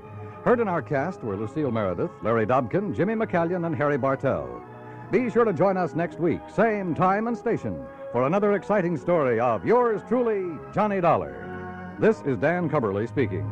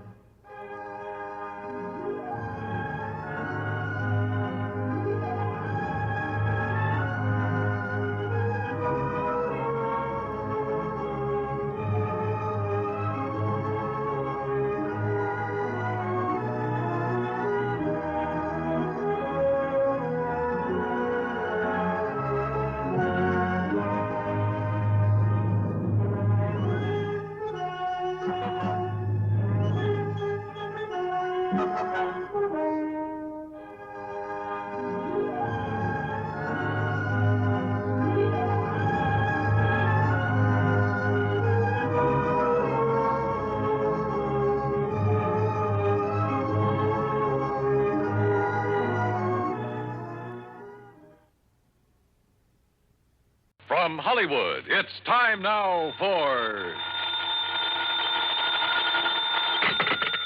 Johnny Dollar. This is Harry Branson, John. Hi, at Harry. the Philadelphia Mutual Liability and Casualty Insurance Company. I said hi. How are you? Oh, yes. Well, I'm fine, thank you. But that's beside the point. John, this thing has me terribly upset. Comes the day you aren't upset over something, Harry. It'll be a miracle. What's it all about? Can you come down here to Philadelphia right away? Don't see why not. But now what seems Believe to be... me, if you can clear up this matter, I shall be eternally grateful. $985,000. Wow. For what, Harry? Of course, anyone, any criminal, that is, could be suspect in the theft. Theft of what? But the murder, it doesn't make sense. What does it? What do you think, John? What do I think? Look, Harry, you haven't yet given me... What possible reason could there have been for firing the shot that... How about the butler? What, the butler? Of course, I never thought of that. John, what butler? Oh, I'll be down to see you, Harry. Goodbye. Wait. You mean you know something about this case that the police and I don't know? I don't know anything about it yet. I'll be down to see you. But in that case... Goodbye, Harry. But in that case, John, if you don't know anything about it, what leads you to suspect the butler? And what butler... John, you have me all confused. Then that makes us even. Bye. But, John... So help me. If it weren't for the big fat expense account I can foist on Harry Branson, well, here we go again.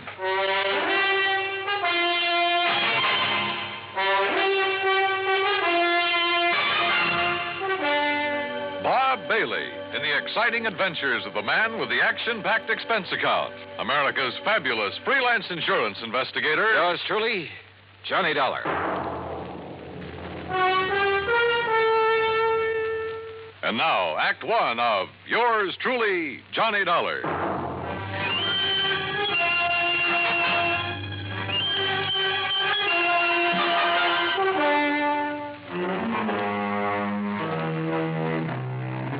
Expense account submitted by Special Investigator Johnny Dollar to the Philadelphia Mutual Liability and Casualty Insurance Company, Philadelphia, Pennsylvania. Following is an account of expenses incurred during my investigation of the ingenious jeweler matter.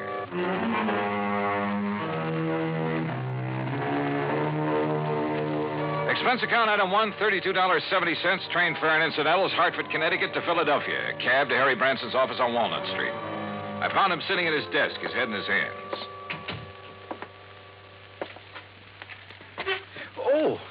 Oh, John, I'm glad you've come. Yeah. Well, how's your good health, Harry? No, my health? wait, As a matter of fact, it's fine, although I did have a touch of laryngitis last week. I could hardly speak about it. John, why do you always try to take my mind away from matters at hand? I simply asked Particularly something as important as this. All right. As what? The Beaufort collection, of course. Beaufort? Oh, yeah. Seems to me I've heard about that. Jewelry? One of the most important small collections in the world. Why, when His Grace the Duke de Beaufort lost them to the Germans back during the First World War. Yeah, I'm sure. But now let's get to the point. They've been stolen. And we'd insured them for nearly $1 million.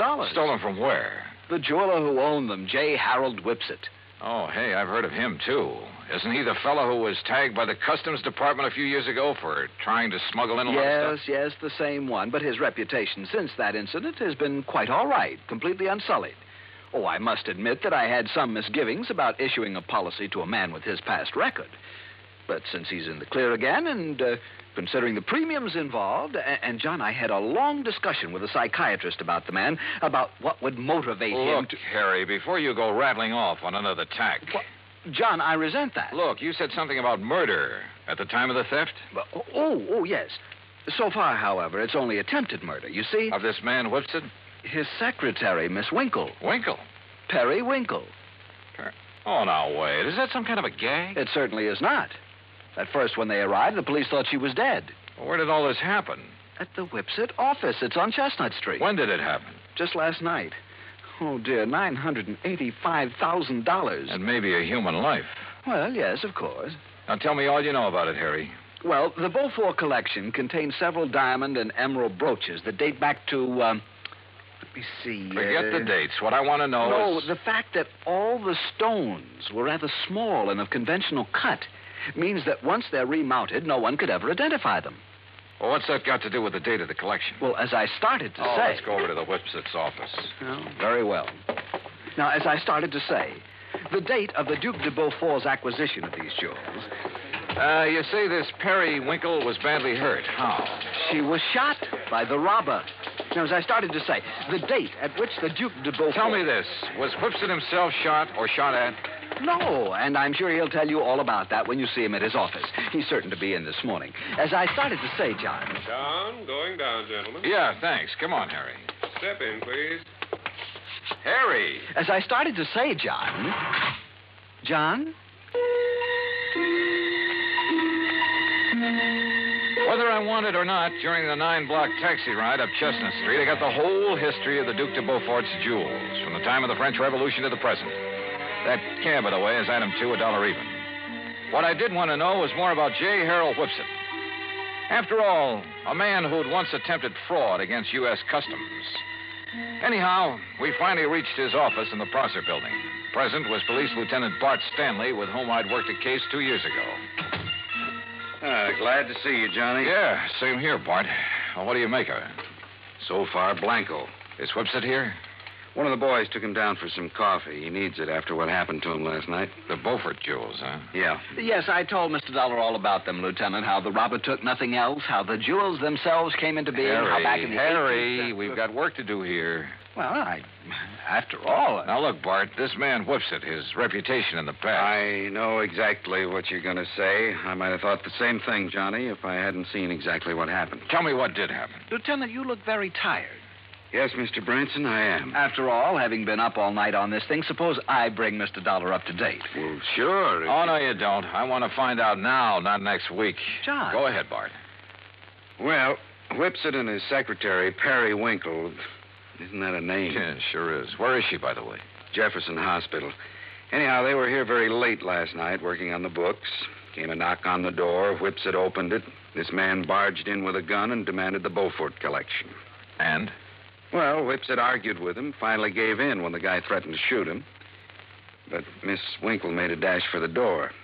The intruder let her have it, held the gun on Whipson, tore out the telephone line, then locked him in and disappeared. And? That's it. Wait a minute. How could he lock Whipson in his own office?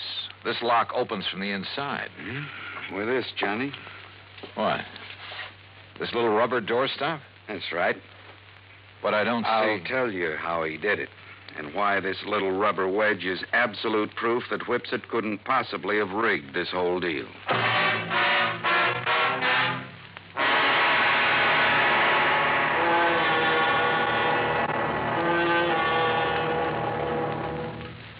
Act 2 of yours truly, Johnny Dollar, in a moment.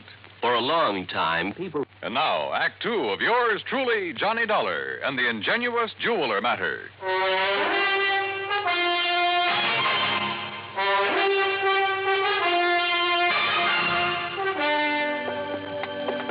Look here, Johnny. This door. What about it, Bart? Well, this is a real old building. All the office doors open outward into the corridors. See? So? All right. After the robber made Mr. Whipson hand over the jewelry, he shot the secretary, Miss Winkle. Then he yanked out the telephone, beat it, and slammed the door on Whipson. But you said locked him in, and I don't see how... Look, with this little rubber wedge, door opens outward, right? Don't you see, John? Oh, wait a minute. Sure, of course I see, Bart. Sure. He simply jammed the doorstop under the edge of the door from the outside. Sure. So the harder Whipson pushed against the door, the tighter it jammed. The telephone knocked out. All he could do was bang on the door and holler out the window. That's what tipped you off? The policeman on the beat down on Chestnut Street heard the shot and then the yelling. By a stroke of luck, I pulled up in a prowl car just about then. I see. We came tearing up here and found out how somebody'd locked Whipson in his own office. Whoever did it, Johnny, must have cased the joint to know about the doors opening outward. Yeah. Makes any suspicion of Whipson himself. Well... Yeah, it makes it look a little silly. Anyhow, he was pretty much beside himself, more upset over the girl lying there with a slug in her than he was over losing the collection. Any idea what kind of a gun was used on her? The hospital sent the bullet over to the lab. It was a .38 special. And she was in pretty bad shape, huh? Well, we thought at first she was dead. So did Whipson.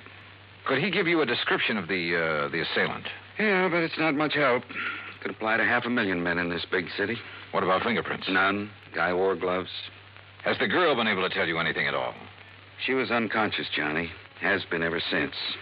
I'm afraid it's going to be curtains for her. Oh, too bad. She's over at Jefferson, you say? Yeah, but there's no point in going over there. Even if she came to for only a couple of minutes, she might be able to give us something to go on. What could she tell us that Whipsit hasn't already told us? Well, we're back, Lieutenant. You want Mr. Whipsit to stick around? No, I guess not, Conroy. I took him over to a place I know on Pine Street and poured a couple of stiff drinks in him. He needed them.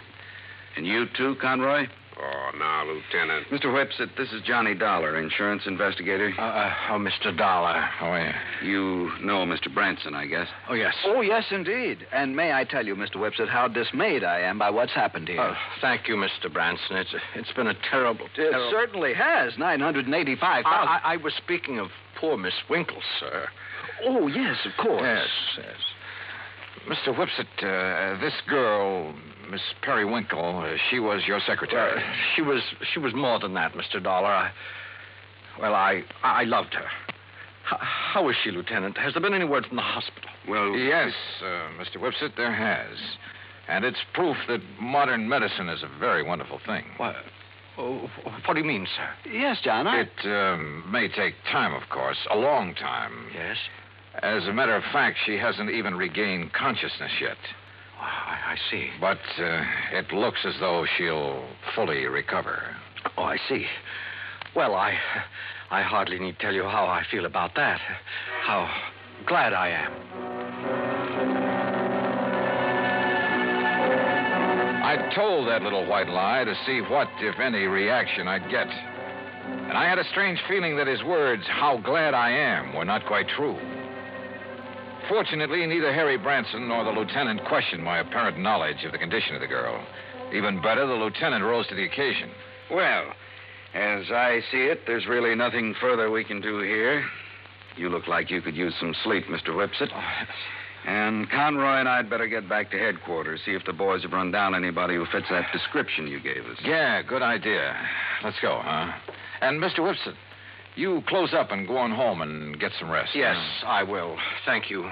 Thank you very, very much. You have no idea what a terrible shock this has been for me. Of course, you'll keep yourself available if we need you further. Oh, of course, Lieutenant.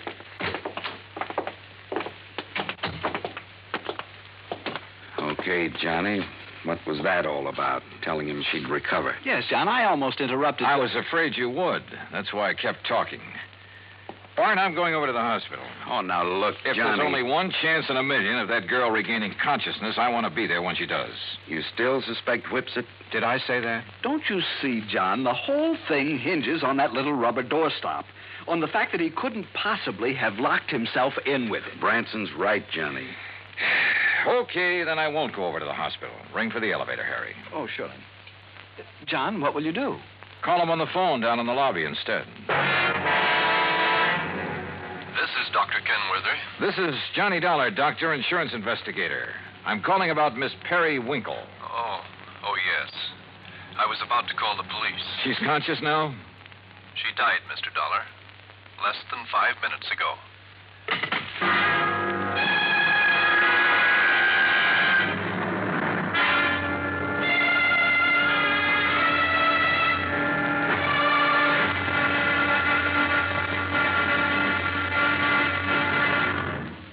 Act 3 of yours truly, Johnny Dollar, in a moment. Our flag, heaven. And now, Act 3 of yours truly, Johnny Dollar, and the ingenious jeweler matter.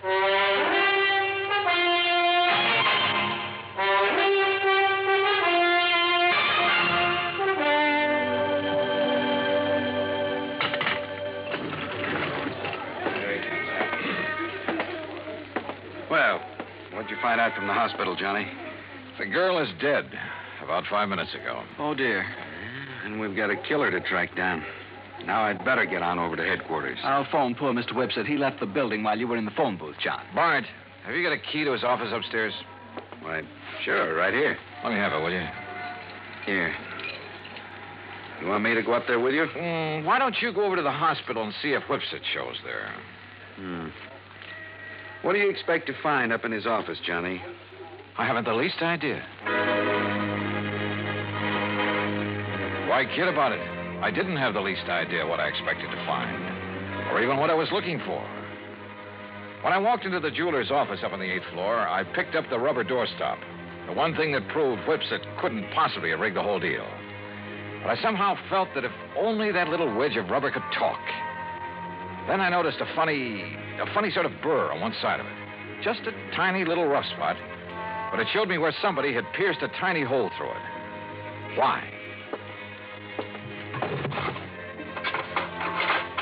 After a couple of minutes of rummaging around, I found it. A piece of fine, strong platinum wire, about 2 feet long. A wire that could be carefully slipped through the hole in that rubber doorstop. Well, Mr. Dollar. Well, what are you doing back here, Whipsit? If you don't mind my saying so, there was something about your attitude that I didn't exactly care for when you were here with the policeman and Mr. Branson. And when you left them downstairs in the lobby and took the elevator. Oh, I see you found it. Yeah, that's right. It was very smart of you, Whipsit. Thank you. Put this rubber wedge on the floor, just outside the door, with the wire on it leading under the door. Exactly. Then pull the door closed. Then pull the wedge into place with the wire. And the door can't possibly be opened from in here. You've locked yourself in. The more you push on the door, the tighter the wedge holds it. That's right. And you don't forget to retrieve the wire by pulling on one end of it. I suppose those are the gloves you wore when you killed Miss Winkle, so you'd leave no prints. Oh, then she's dead. How fortunate for me. And that's the gun you used? Yes. I'm afraid she was rather averse to my breaking down the Beaufort collection, melting down the mountings and secreting the stones at my home. And, of course, claiming the insurance money, but after all, nearly $1 million. Why are you telling me all this? Because, you see, this is also the gun that will kill you. After which I shall lock your body in this office using the doorstop again. It's a rather nice touch, don't you think? Is it? Well, don't you see? It's now a sort of a trademark of the completely unknown thief, the unknown killer of both the girl and you. Oh, now, wait a minute. Do you think if I found out how you did it, the police can't? Did they, even after their lab crew spent the whole night up here? I guess you got a point there. Yes. Now, turn around, Dollar. Turn around. Well? You see, I'm going to have to shove this gun into your back to muffle the sound. Look, Whipsit. Unless you have a better idea. Well, I have. What? Oh, me. Oh, I suppose I might have known this whole thing seemed too easy. All right, Lieutenant. All right, Conroy, wrap him up. Right, Lieutenant. Hands out, Whipsit. Johnny, I knew you had something up your sleeve when you came back up here. Just wouldn't let me work it out alone, would you, Bart? All right, what was it? What did you find out that tipped you off? Oh, you'll never know from me. Huh? After all, I might want to use it to stump you sometime. Oh, now look, Johnny. Okay, ask Whipsit here. He just loves to explain things. At great length, too. At least it was long enough for you boys to get up here. I know something he's not going to explain his way out of. Let's go, Whipsit.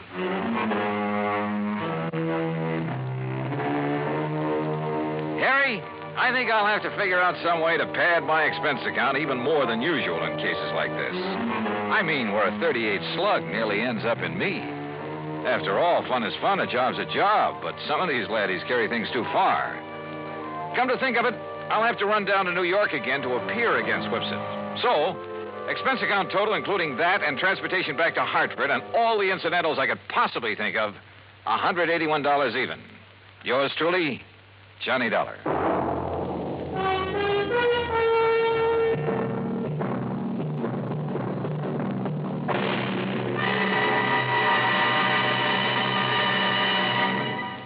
Our star will return in just a moment with the bigger, more everywhere. Now, here is our star to tell you about next week's story. Next week, an inventor with a device that can either save or wreck our country. Join us, won't you? Yours truly, Johnny Dollar.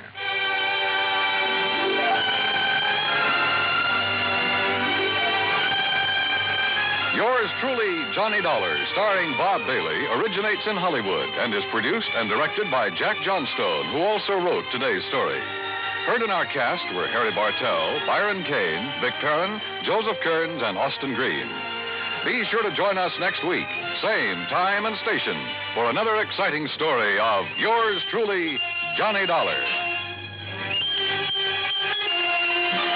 This is Dan Cubberly speaking.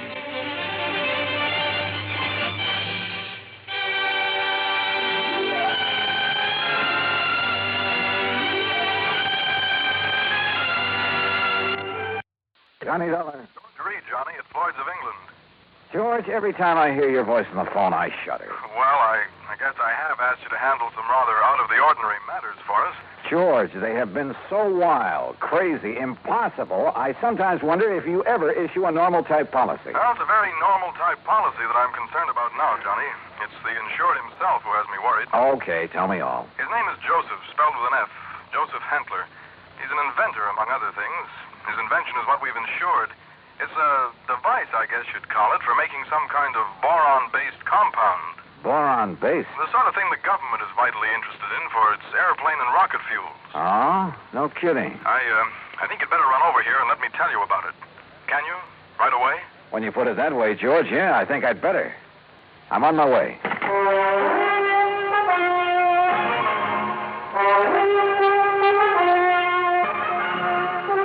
Bob Bailey in the exciting adventures of the man with the action-packed expense account, America's fabulous freelance insurance investigator. Yours truly, Johnny Dollar. And now, Act One of yours truly, Johnny Dollar.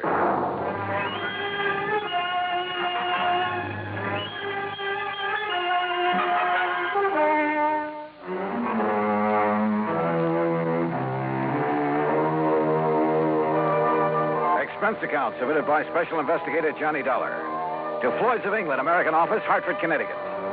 Following is an account of expenses incurred during my investigation of the Boron 112 matter.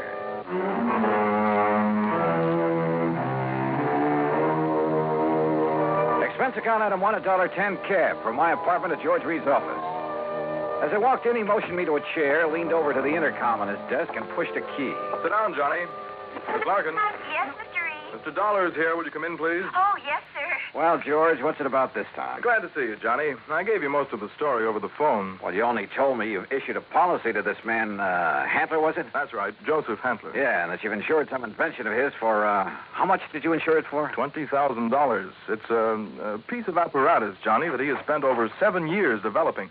Sit down, Miss Larkin. Oh, thank you. Apparently, it's a very complicated something or other. I never did know much about such things. For making borax, or more specifically, a compound he calls boron 112 for use in high-powered fuel. Sounds important. It is, at least so far as I've been able to determine. Yeah, been all sorts of government tests and experiments with these super fuels, hasn't there? Exactly.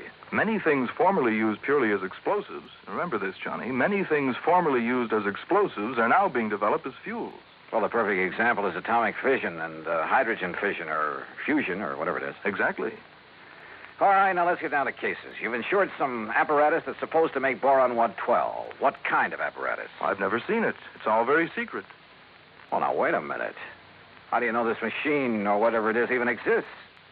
Looks to me like you've insured a pig in a poke. No, Johnny. For $20,000. Wow. No, Johnny, I'm not that much of a fool. One man, a recognized physicist, has, at my request. And mind you, this was before I'd agree to issue the policy. Understand? Go on.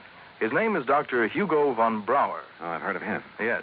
Well, Hantler permitted him to see enough to convince von Brauer that he has something mighty important there, that he's on the right track to, well, whatever it is he's out to accomplish. Okay. I'll take your word that you were right in issuing him the policy on it. But now what's happened? The thing blow up in his face or something? No, as I told you over the phone, it's the man himself I'm worried about, because of something I've just learned. Like what? Miss Larkin, this is Mr. Johnny Dollar. Now, will you please... Yeah, I know. Gee, Mr. Dollar, this is a real thrill. I've heard so much about you. Hi, Miss Larkin. Gee, won't you just call me Louise? Yeah, sure, Louise. Oh, gee. Miss Larkin, will you just tell Mr. Dollar what you told me this morning? Yes, sir. Oh, gee. Well, it was like this, Mr. Dollar. A couple of years ago, well, you know, when I was just a kid, not very mature, you know what I mean? Oh, sure. Go on. Well, some of the kids I traveled around with, some of them were awful immature, compared to me, that is. Miss Larkin. Well, a couple of them had some pretty funny ideas about the government, things like that. You know what I mean? I'm afraid I don't. Well, like, they used to think they were very smart attending a lot of secret meetings. The kind the FBI likes to keep tabs on. Now, you know what I mean? Go on, Miss Larkin. Well, anyhow, this one night, we didn't take all their talk very serious, mind you, and that's the truth. We didn't think there was anything in it, just a lot of talk. Will you please get to the point? I am, Mr. Reed. Well, anyhow, Charlie and me, that was my boyfriend, Charlie White. At least one of my boyfriends. I always have a lot of them, you know what I mean? Yes.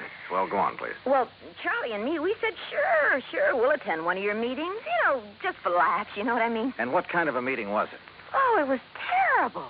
It was awful, Mr. Dollar. A bunch of people I never saw before making speeches. Yeah. Down with the government, start the revolution, you know, that sort of thing. Oh, we got out of there in a hurry, believe you me. I'm sure. And we were pretty lucky, too, because the police or the FBI or somebody came in after and busted the whole thing up. Hey, maybe you read about it. That's all very interesting, Louise, but just what... Yes, Miss Larkin, get to the point. All right. Well, just this morning, when I was filing the office copy of this insurance policy and I saw the name on it, oh, gee, Mr. Dollar, it hit me like a Well, do you know what? What? That name, Joseph Hantler. Oh. It was the same as one of the fellas, an older guy that me and Charlie had seen at that meeting. Now, what do you think of that? $20,000 on a highly secret device. Yes. That might be to produce some kind of explosive. Exactly, instead of a simple fuel additive. Exactly the suspicion that came into my mind, Johnny. Of interest to the government, he had told me. But what government? We're jumping to an awfully big conclusion, George. Have you notified the FBI? I suppose I should, huh? Yeah. No, not yet. We may be all wrong about this. Oh, but Mr. Dollar... We may be all wrong about the man, his apparatus, his intentions, everything. Let me see what I can find out about him first. Now, whatever you say. But remember one thing, Johnny. Yeah? You may be dealing with far more than just this one man. So be careful. Be very careful. Oh, gee, you'd better, Mr. Dollar. You know what I mean? Act two of yours truly, Johnny Dollar, in a moment. Now, Act two of yours truly, Johnny Dollar, and the Boron 112 matter.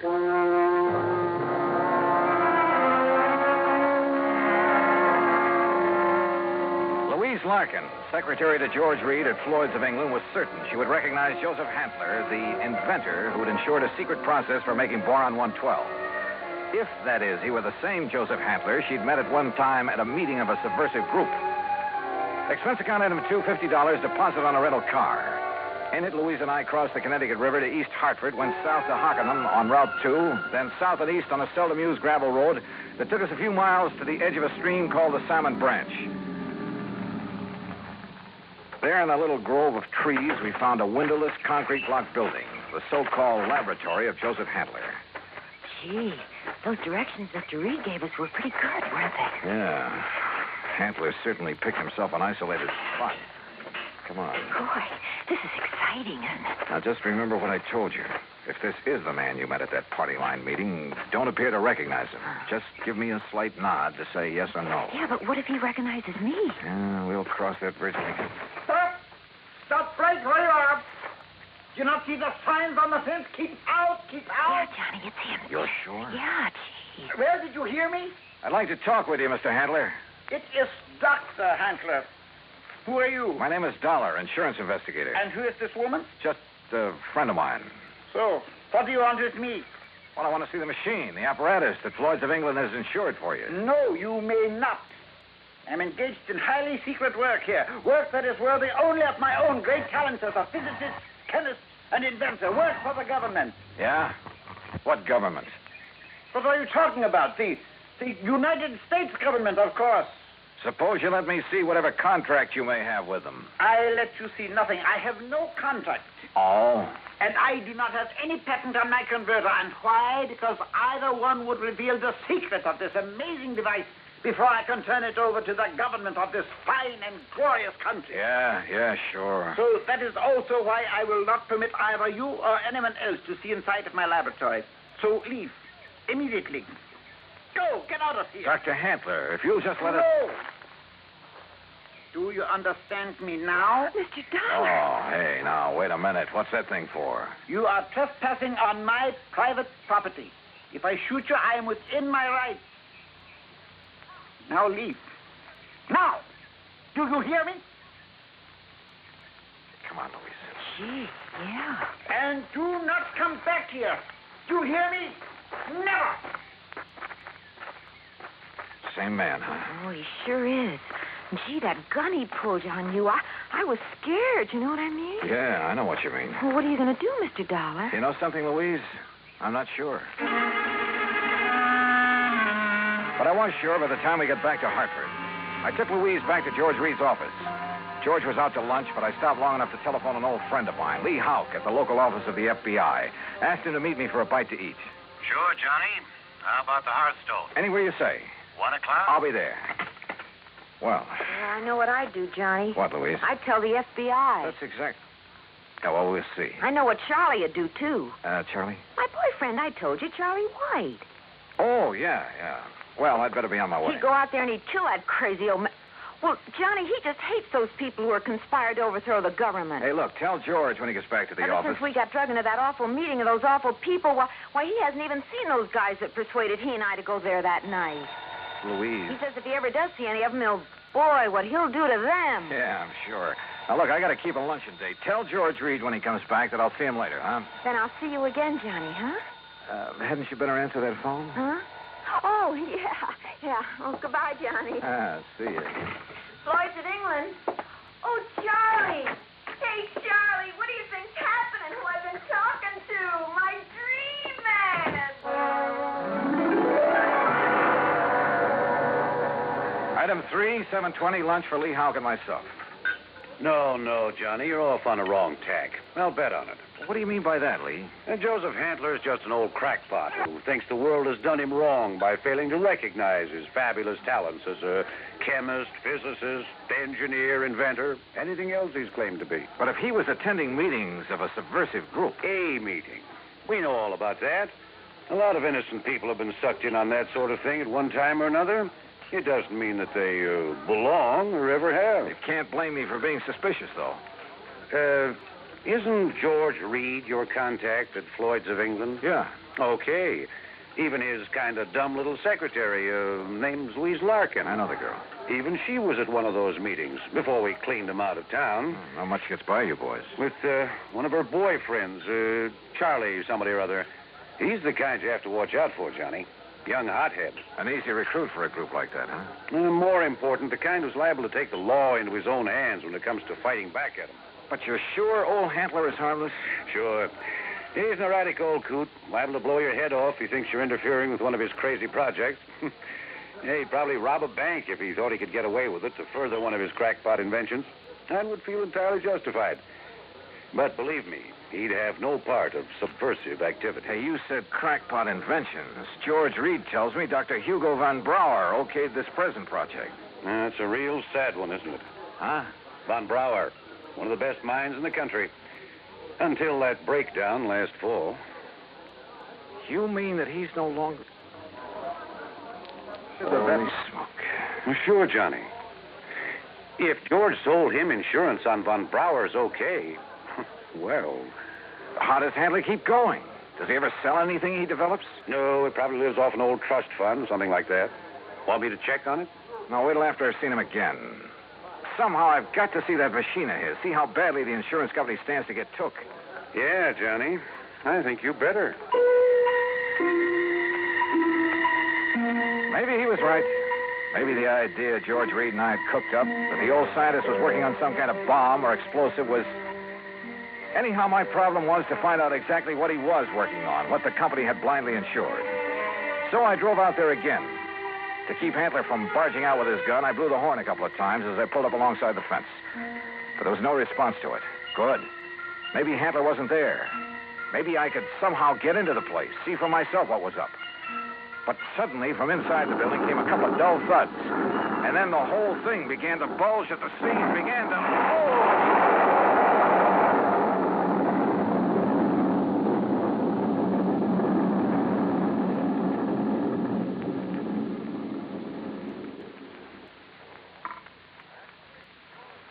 Act 3 of yours truly, Johnny Dollar, in a moment.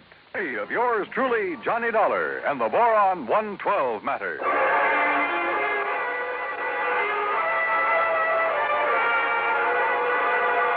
Carefully, I dragged myself out from under what was left of my rental car, where the explosion of the laboratory building had blown me, pushing aside a few chunks of concrete, bits of lumber that had landed on me. And I saw them coming down the road toward me from a car parked in the trees at the side. Louise Larkin, a big, husky football player type who looked as though he could stand a good bath and a shave. Well, served him right. That's all I got to say, Louise. Any guy plotting against the United States, murder's too good for him. Oh, gee, Charlie, it sure looks like he's done for now. He must have went up with the building. Yeah, and it served him right. Oh, gee, there's not a thing left of this lap. Oh, Hello, Louise. Mr. Dollar. Yeah, that's right. And I take it you're Charlie. Yeah. Hiya, Dollar. What do you think of that? You did a pretty good job, didn't you? What? Yes, sirree. Huh? What are you talking about? Was he still inside? Did you murder Dr. Handler, too? Johnny! Now, wait a minute. You think I done that? Oh, no, Johnny. We just got here. Oh, sure. Honest. Charlie was going to have a showdown with him. He was going to drag him out of that place and hand him over to the FBI. Sure. What'd you think? Gee, I was worried about the old man's gun, remember? I remember. But if you think a lousy gun was going to stop me from handing a subversion guy like him over to the... Now, look, you don't mean you think I done this. What would you think? No, I did it. Oh, was it not wonderful? Dr. Handler. Yes, Mr. Dollar, and I want you to meet... So you're still alive, huh? You're okay. I beg your pardon? Well, you won't be for long because I'm going to take you in. I'm going to... Quiet. Mr. Dollar, my good friend, Mr. Dollar. Huh? I want you to meet this gentleman from the commission in Washington. Commission? D.C., Washington. Dr. Bernard Steiner. The Dr. Steiner? Yeah, but of course. I've heard of you, and now it's nice to meet you, Mr. Dollar. This final test, it was proof. It was final, all right. Yes, it was all the proof I need. We observed the buildup of the explosion from the top of yonder hill. The proof of what? That Dr. Handler has finally come up with a controlled power source in his boron compound of inestimable value to the country's rocket program. So, I am a great man at last. Though why he calls it boron 112, I'll never know. Well, because it was experiment number 112 with my wonderful converter process. What else? Hey, if you're from Washington, mister, I am, young man, and I assure you the government will take over Dr. Handler's process immediately. Well, I'll be doggone. I don't get this. Neither do I, honey. Well, what about the converter, as you call it? Did that go up with the building? Yeah, but of course. And now I can build for the government a big one. Big enough to serve this glorious country of ours. Yeah, sure. But you'll expect the insurance company to pay for the one you deliberately blew up. Me? Dr. Joseph Handler? No, never. I am a great man now. I am above such petty things. I tear up that policy. I do not want their money because now I am a great man.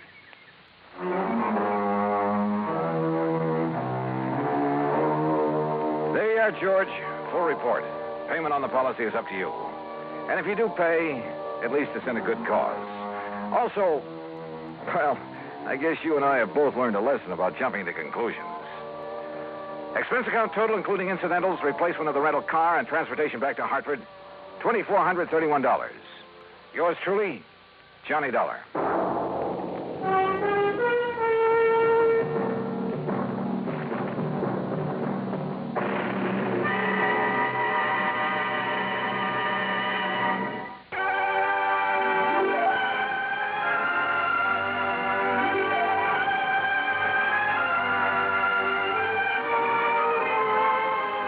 Truly, Johnny Dollar, starring Bob Bailey, originates in Hollywood and is produced and directed by Jack Johnstone, who also wrote today's story.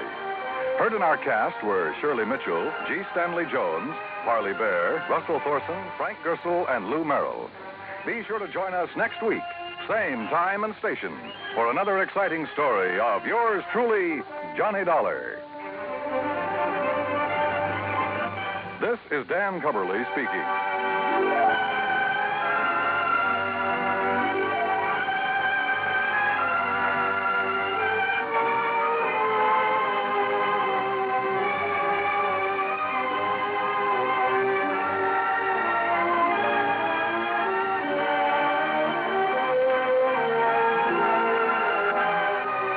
This is the United States Armed Forces Radio and Television Service.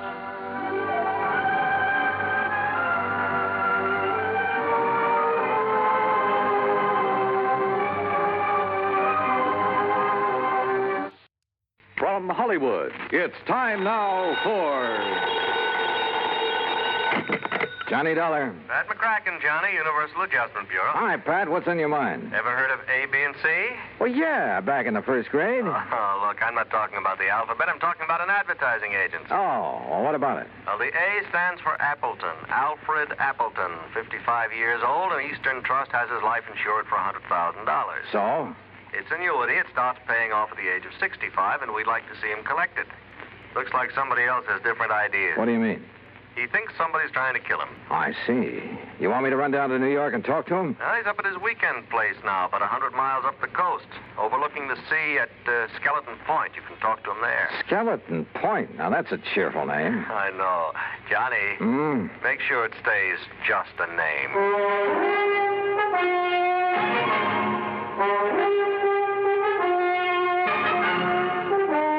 Bob Bailey in the exciting adventures of the man with the action-packed expense account, America's fabulous freelance insurance investigator. Yours truly, Johnny Dollar.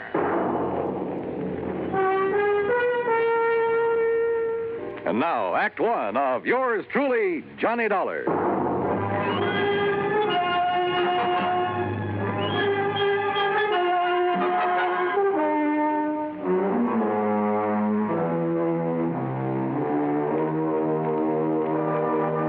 Expense account submitted by Special Investigator Johnny Dollar to the Eastern Trust and Insurance Company, Hartford, Connecticut.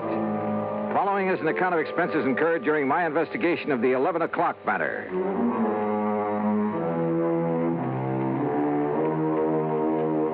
Expense account item 1, $8.40 gas and mileage on my car to Skeleton Point through a drenching rainstorm. The Appleton home, perched high on a cliff at the edge of the sea, was an old weather-beaten affair, but right now it looked mighty good to me.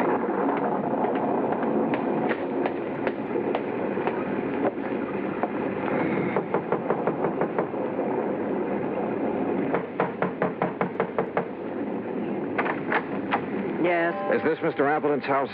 This is the Gregory house. Oh, I'm sorry. Mr. Appleton only leases this house. Oh, I see. Well, is he at home? I believe he's expecting me. You're Mr. Dollar? Yes. I'm Mrs. Gregory, the housekeeper. Come in.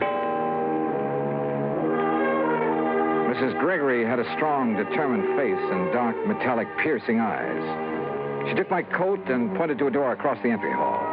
I was conscious of her eyes following me as I entered the library to find two men seated in front of an open fire. Johnny Dollar? Yes, sir. I'm Al Appleton. This is my attorney, Grant Hillman. Well, how are you, Mr. Dollar? Well, a little damp, Mr. Hillman. Oh, yeah, here. Sit down to the fire, dry out. Oh, thanks. Ooh, feels good. And slightly warmer than the welcome the housekeeper gave you, I imagine. Mrs. Gregory? Well, she did seem a little reserved. She's a widow, owns his house. But I love the place, so... anyway, I'm glad you came. I understand there's been some sort of attempt on your life, Mr. Appleton. Well... Mr. Appleton has received several, crank notes lately. We thought it wise to take what precautions we could. Have you notified the police, Mr. Hillman? No, I vetoed the idea, Johnny. Oh, why, Mr. Appleton? I didn't want that kind of publicity right now. My advertising agency's right in the middle of landing a fat new account. Your agency is A, B, and C. That's right. Who are B and C? C is nobody. Tom Baker and I liked the idea of ABC, but we didn't have any other partners, so C just stands for company. Well, this Tom Baker is your only partner, then? He was. There's some question as to whether he still is. I don't follow you. Al, I don't think there's any need to go into that now. I guess you're right, Grant. Anyway, I don't want to accuse Tom of anything until I've had a chance to go over the books this weekend. Al, did I hear someone at the door a moment? This is Johnny Dollar, Laura. Mr. Dollar, my wife. Oh, I see. How do you do, Mr. Dollar? Mrs. Appleton? Dollar, the crank letters Al has been getting are up in my room. I'll bring them down. Okay, Mr. Hellman. You'll stay overnight with us, won't you, Johnny? Now, haven't you imposed on Mr. Dollar enough, dear? Perhaps he has business back in the city. Nonsense. And with that storm out there, I'll have Mrs. Gregory make a room for him. Well, would you like a drink, Mr. Dollar? No, thanks. Mrs. Appleton, you seemed rather surprised when you saw me here. Oh, did I? Almost as though you were expecting someone else. Someone else? Why, no, I wasn't expecting anyone in particular. Well, perhaps I just... Wait, hold it. What's the matter? That flash of lightning, there's someone outside that window. Oh, no, you must be wrong. Stay right here. I grabbed my coat and went out into the storm. Because of the prowler, sure. But also because of Laura Appleton. Because she'd been staring at that same window, shaking her head quickly as though warning someone. But outside in the downpour, in the mud, I could see no one, no footprints. Finally, I went back inside, to the phone in the entry hall to call the local police. But the phone was dead. Maybe the storm had knocked down the lines. Yeah. Or maybe someone just wanted to make sure we'd have a nice, cozy weekend, undisturbed. And my hunch was, it might be too cozy for comfort. Act two of yours truly, Johnny Dollar, in a moment. And now for another episode in the life of Sergeant Donald Bellwether, my husband.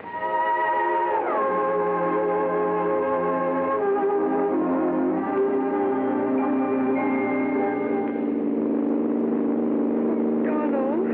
Yes, dear? How much farther is it? Oh, about 100 miles. You're not getting sleepy, are you? Oh, no. I'm all right. Now, you just close your eyes, honey, and take another nap. We'll be home soon. Okay. You stay awake now. Yeah, I will. I still think we should have stopped in the hotel.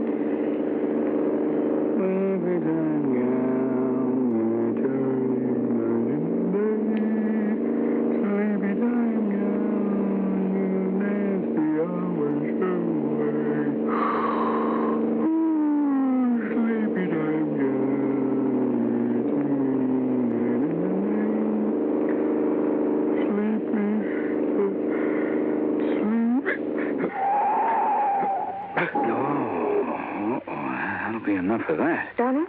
Huh? Donald, are you awake? What happened? No, nothing, Reba. It's all right. I guess I'm getting a little sleepy, that's all. I'm going to stop a while, take a little nap. That's a good idea. So, what if we do get home later than we planned? At least we'll arrive in good health. Yeah, you're so right. About 1,800 American drivers lose their lives each year because they fall asleep at the wheel. Well, I'm just not going to make it 1,801. Are we parked far enough off the highway? Oh, yeah, we're way off the road, honey. I'll just take a nap for about an hour. I'll be refreshed, and we'll be on our way again, huh? All right, dear. Oh, sir, I'm not going to make it 1,801. And you're not going to make it 1,802 either. Oh, that's my Donald. That's my doll.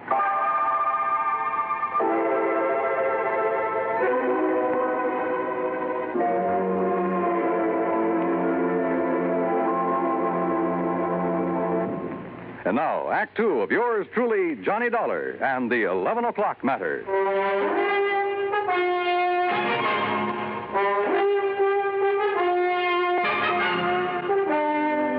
Did you see anybody outside, Mr. Dollar? In that rain, Mr. Hellman, I couldn't see 10 feet in front of me. Can you describe the face you saw at the window? Well, it was more of a silhouette. I couldn't even tell if it was a man or a woman. You sure you did see someone, Johnny? Yes, reasonably sure, Mr. Appleton. Come in. Your partner is here, Mr. Appleton. Tom Baker? Hello, Al. I thought I'd surprise you. I tried to call you earlier, but your phone was out. Well, this is a surprise. Well, I'd like you to meet Johnny Dollar. Hi. Tom, you're soaking wet. My car hit a big puddle about half a mile down the road and quit on me. I had to walk the rest of the way. Did you just now get here, Mr. Baker? Yes, why? Mr. Dollar thought he saw someone outside the window a few minutes ago. Oh, no, I just now got here. Well, I got some extra clothes up in my room that should fit you, Tom. Let's get you changed before you catch cold. Thank you, Hellman. Oh, look, this rain is getting all of us down. Why don't we live a little? Huh? Al, how about going down to the beach house, building a fire, playing some records, having some drinks, huh? Yeah, it might be a good idea. Where's the beach house? Down near the bottom of the cliff with a beach. It's real nice. But in this weather? Oh, there's a stairway leading down. Yes, why don't we go down there? I'm getting the creeps just sitting around here like this. So we went down to the beach house. The rain had let up a little, but nobody seemed to feel much like a party. We just sat there in front of the fire, not saying much. Once or twice I thought I detected Laura Appleton and Tom Baker exchanging quick glances, but I couldn't be sure. That's the intercom from the house, Al. Oh, yeah. I'll get it. Yes? Oh, yes, Mr. Gregory. You can go on to bed. We won't be needing you anymore tonight. You know, bed sounds like a good idea. Oh, it's almost 11 and I'm beat, so if you'll excuse me. Oh, sure. Well, why don't we all... Could we have our talk now? Okay, Tom, if you insist. Laura, why don't you fix us another drink? All right, Al. How about you, Mr. Dollar? Yeah, I'm with you, Hellman. Let's go on up to the house.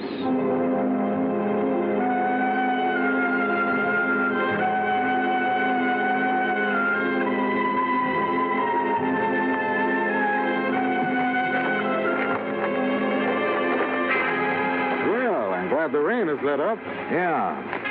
Mr. Hillman, I didn't come with you because I was tired. I wanted to talk to you. I thought as much. Earlier this evening, Appleton said something about not wanting to accuse Baker of anything until he'd gone over the books this weekend. What did he mean? Well, I'm not really sure, Mr. Dollar. All I know is that Al seems to think he may have found some irregularities in the books of his advertising agency. Oh? Well, if there is anything wrong, I blame myself partially. How so? Well, I manage most of Al's affairs, but the agency has been running so smoothly, at least so I thought, that, well... I see. That's going to change as of right now. I didn't come up to go to bed either. I'm going to work on those books. Ought to take me about an hour. Just about 11 now. Will you be up by midnight? Yeah. I'd like to know what you find out. Where's that light switch? I never could remember. Dollar. What is it? There's somebody else in here. Look out. What? Oh!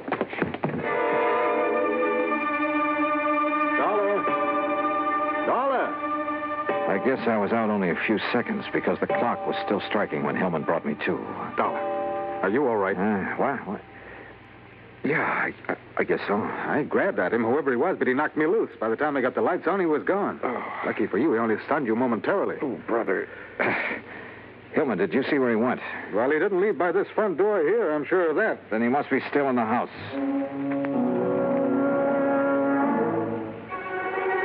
We worked our way through the house room by room.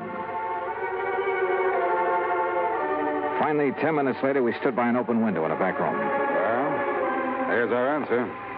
He went out this window. Yeah. What is it? What's the matter? What? Oh, Mrs. Gregory. Yeah, Mr. Dollar was attacked by a prowler. A prowler? What? That's terrible. Where's the intercom to the beach house? We'd better tell Mr. Appleton. Right there on the wall.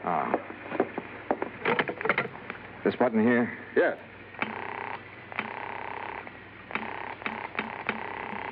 No answer.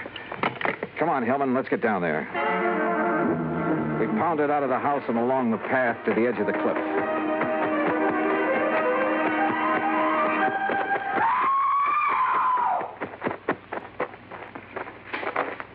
Then we found her, Laura, standing at the top of the wooden stairway. One section of the railing was broken away. We looked over the cliff. There was a body lying on the rocks down below. It was Al Appleton.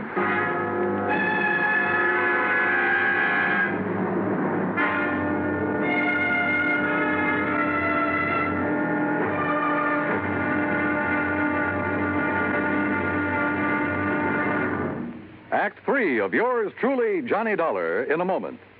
Do you know who said, democracy is based upon the conviction that there are extraordinary possibilities in ordinary people? Those words came from the American religious leader, Harry Emerson Fosdick.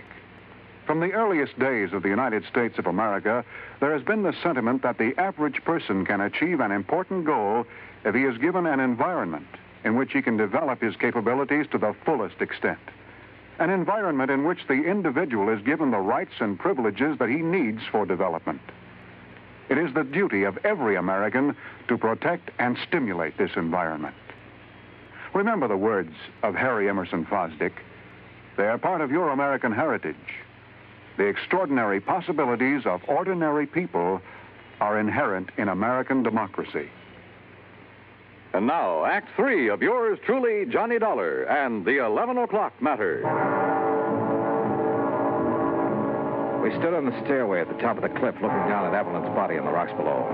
That is, Hillman and I did. Laura Appleton was in a state of shock, and we couldn't get much sense out of her. We had Mrs. Gregory take her back to the house, then Hillman and I got a flashlight and climbed down the rocks to Appleton's body. Dead, Mr. Dollar. We'd better not move that body until the police get here. Yeah. Let's see. His wristwatch stopped at 10 after 11. It's 11:30 now. Right. And because the clock was just striking 11 when I got hit over the head in the entry hall... Yeah, so then we must have spent 10 or 15 minutes searching the house for that prowler. Meantime, he or somebody else was shoving Appleton over the cliff. Somebody else? There were a couple of people with Appleton down at the beach house. Laura and Tom Baker. I'd forgotten about Tom. Where is he? Right now, Hillman, that's a very good question. We went back to the house. The phone was working now, so I put in a call to the local sheriff's office. But all the units were out on call. They'd send somebody as soon as they could. I started for Laura Appleton's room. Grant Hillman overtook me in the hall. Dollar, I made a preliminary check of the agency records Appleton brought up here with him this weekend. Did you find a shortage? Yes, possibly as much as $50,000. I see. Thanks, Hillman. Yeah, I'll see you later. Come in. Oh, Mr. Dollar.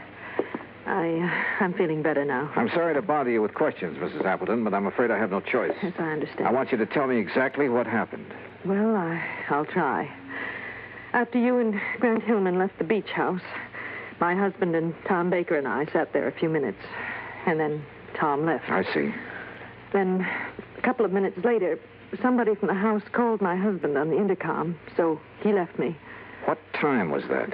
Oh, a few minutes after 11, I guess. Uh-huh. What happened then? I sat there a few minutes longer. Then I just didn't feel like sitting there alone, so I started up the stairway. When I got to the top, I saw that the rail had been broken away. I looked over the edge. Okay. Mrs. Appleton, why did Tom Baker come here this evening? Why, I don't know. I think you do. What? You tried to warn him when I saw his face at the window earlier. His face? And the two of you kept exchanging glances all evening. Why, no, you're wrong. Listen, Grant Hillman's in a position to know something about your husband's business affairs, isn't he? Well, of course. Why? Your husband suspected a shortage. Hillman confirmed it a few minutes ago after going over the records. Oh, but surely you don't think that Tom Baker Baker was your husband's partner. Maybe he came up here to try to square things with him. Was that it? No. Oh, all right. Tom did come up here to talk to my husband. What about? I was going to ask for a divorce. To marry Tom Baker? Oh, I know it sounds sordid now after what's happened, but it wasn't that way at all. Tom and I wanted everything in the open. We wanted to tell Al. But I didn't realize that you and Grant were going to be here this weekend. That's why I tried to signal Tom not to come in. Go on. Down at the beach house, he wanted to talk to Al, but... well, I guess he couldn't bring himself to it. That's why he went for a walk. And you haven't seen him since? No. Oh, Mr. Dollar, I know my story doesn't sound very convincing, but if you're trying to suggest that either Tom or I killed my husband... Yeah? Dollar, could I see you a minute? Oh, sure. I'll talk with you later, Mrs. Appleton. What is it, Hillman? Tom Baker just walked in. Baker? Yes, I thought you'd want to talk to him. I sure do. Well, look, Mrs. Appleton claims somebody called her husband at the beach house on the intercom a few minutes after 11. If so, that's what lured him up to the top of the stairway. A few minutes after 11. Well, that's when you and I were searching the house. We ended up at the intercom last, though. Somebody could have had time to make that call. Now, wait a minute. Mrs. Gregory was near that room when we got to it. Yeah, I know. Why don't you question her, Hillman, while I see what I can get out of Baker?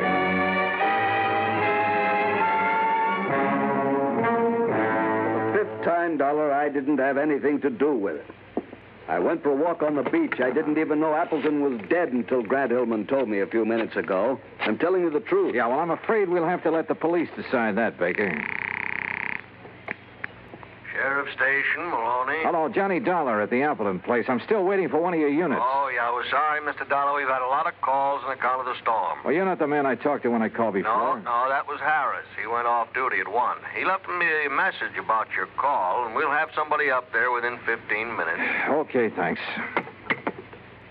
That's funny. Well, Mrs. Gregory denies making that call on the intercom, Dollar. Huh? Oh, yeah, okay, Helen. Well, what's the matter? Something that sergeant said over the phone. Hey, wait a minute. What time have you got? Why, 10 minutes of 1. Yeah? That's what my watch says, too. But according to the sergeant, it was after 1. I checked the big clock in the entry hall and the one in the living room. They both agreed with my watch, 10 minutes of 1. I slipped outside, unlocked my car door, and looked at the clock on the dashboard. It read 10 after 1. When I felt a gun in my back, I realized I'd come up with the answer a little too late. It's a pity, Dollar. I thought I had a foolproof idea, but I hadn't figured on your locking the car. So it was you hit me over the head when the clock was striking 11. Who called Appleton at the beach house, lured him up the stairway, and shoved him over. Then came back and reset my watch and the clock so I'd hear it still chiming 11 when you brought me to. I thought I'd only been out a few seconds. Actually, it was 15 minutes. Yes, but you're the only one who knows. Now get in the car. We're leaving. I started to get in, then kicked at the car door behind me. It swung and knocked Hillman off balance. Before he could recover, I nailed him. Oh! By the time he came to, the sheriff's patrol had arrived. And Hillman, you know, he wasn't one bit happy to see them.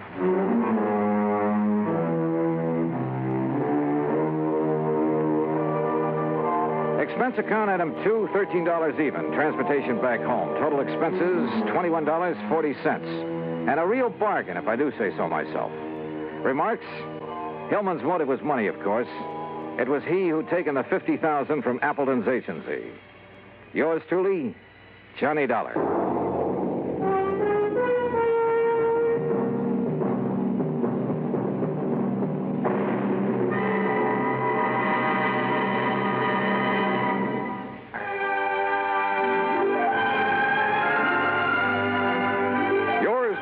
Johnny Dollar, starring Bob Bailey, originates in Hollywood and is produced and directed by Jack Johnstone. Today's story was written by Robert Wright. Heard in our cast were Eleanor Audley, Paula Winslow, Larry Dobkin, Will Wright, Ben Wright, and Harry Bartell.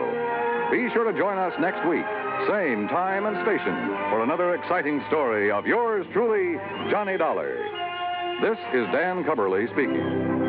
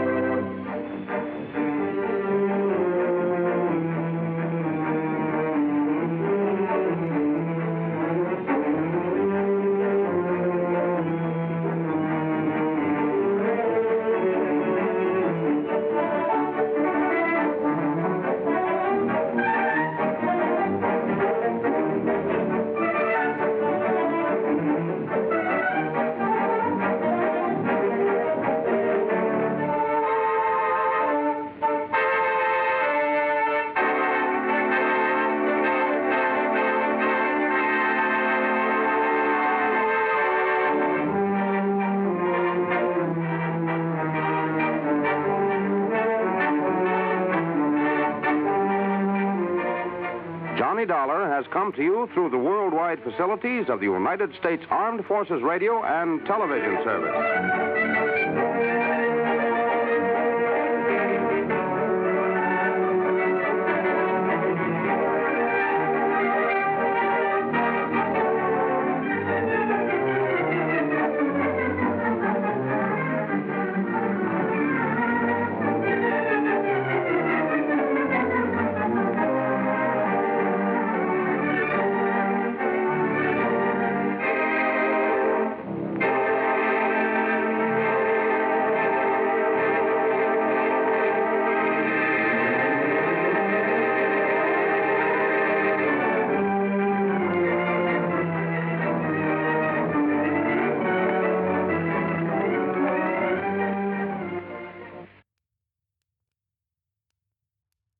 From Hollywood, it's time now for...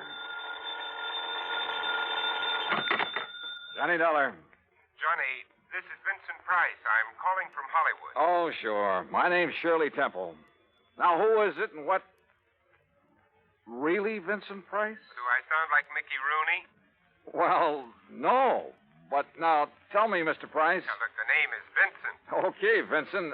What can I do for you? Johnny, I have a little problem in connection with one of my paintings insured for $100,000. $100,000? You call that a little problem? This painting has suddenly disappeared. Oh, I see. What's the insurance company? State Mutual. Oh, well, they have a small branch office right there in Los Angeles. Yeah, I know, but Bert Parker, the man who sold me the policy and should take care of this matter, well, every time I've called him, he's been out. And I learned just this morning that nobody knows where he is. Okay, Vincent, I'll grab the first plane.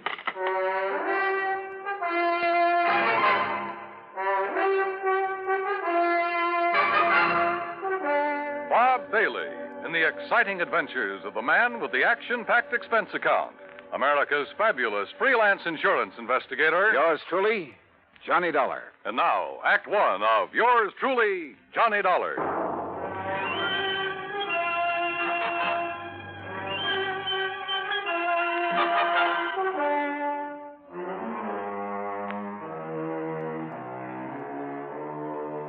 Expense account submitted by Special Investigator Johnny Dollar to the State Mutual Insurance Company, Home Office, Hartford, Connecticut.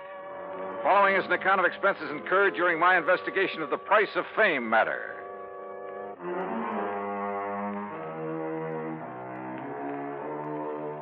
Expense account item 1, $178.50, plane fare and incidentals, Hartford to Los Angeles. By the time the big silver Constellation made its landing at the international airport, it finally dawned on me that I hadn't arranged with Vincent Price about where and how and what time I'd meet him. But as I picked up my luggage, I discovered a hungry-looking crowd of autograph hounds milling about the tall, gracious man I was looking for. Oh, sure. I'm glad to. Look, but just one at a time, will you please? I can't very well. All right, there you are. Now I have to meet a friend. Gee, just one more, please. Huh, Mr. Price? All right, if you insist. Here. Best wishes from T. Willie Rocking Horse. Huh? How are you, Johnny? Oh, great, but I didn't expect... Johnny who? You mean to say you folks don't recognize Johnny Dollar? Oh, no, wait a minute. Attaboy, Johnny. Give 'em all. I'll wait for you in my car. It's right over here at the curb. Yeah, but look, will you? Hey. Right here, Mr. Price. No, I'm nobody. Please. By the time I got away from that mob, I felt as though I'd been run through a ringer. But we finally took off in Vincent's car and drove to his beautiful home up in one of the canyons west of Beverly Hills. Nestled among the trees with spacious lawns and well-kept gardens, it's furnished in the most excellent taste. I'm no expert, but to say that I was impressed by the extraordinary works of art in that home would be the understatement of the week. Engravings, prints, fine sculptures, but most of all, paintings. And even to my unpracticed eye, all of them were, well, magnificent. Here's a little thing I picked up in London, Johnny. It's called The Old Man in Red by Goya. Wow. Yeah, I thought original oils by him were found only in the big museum. Well, I've been pretty lucky in getting hold of some of these. Yeah, you've known what you were doing, too.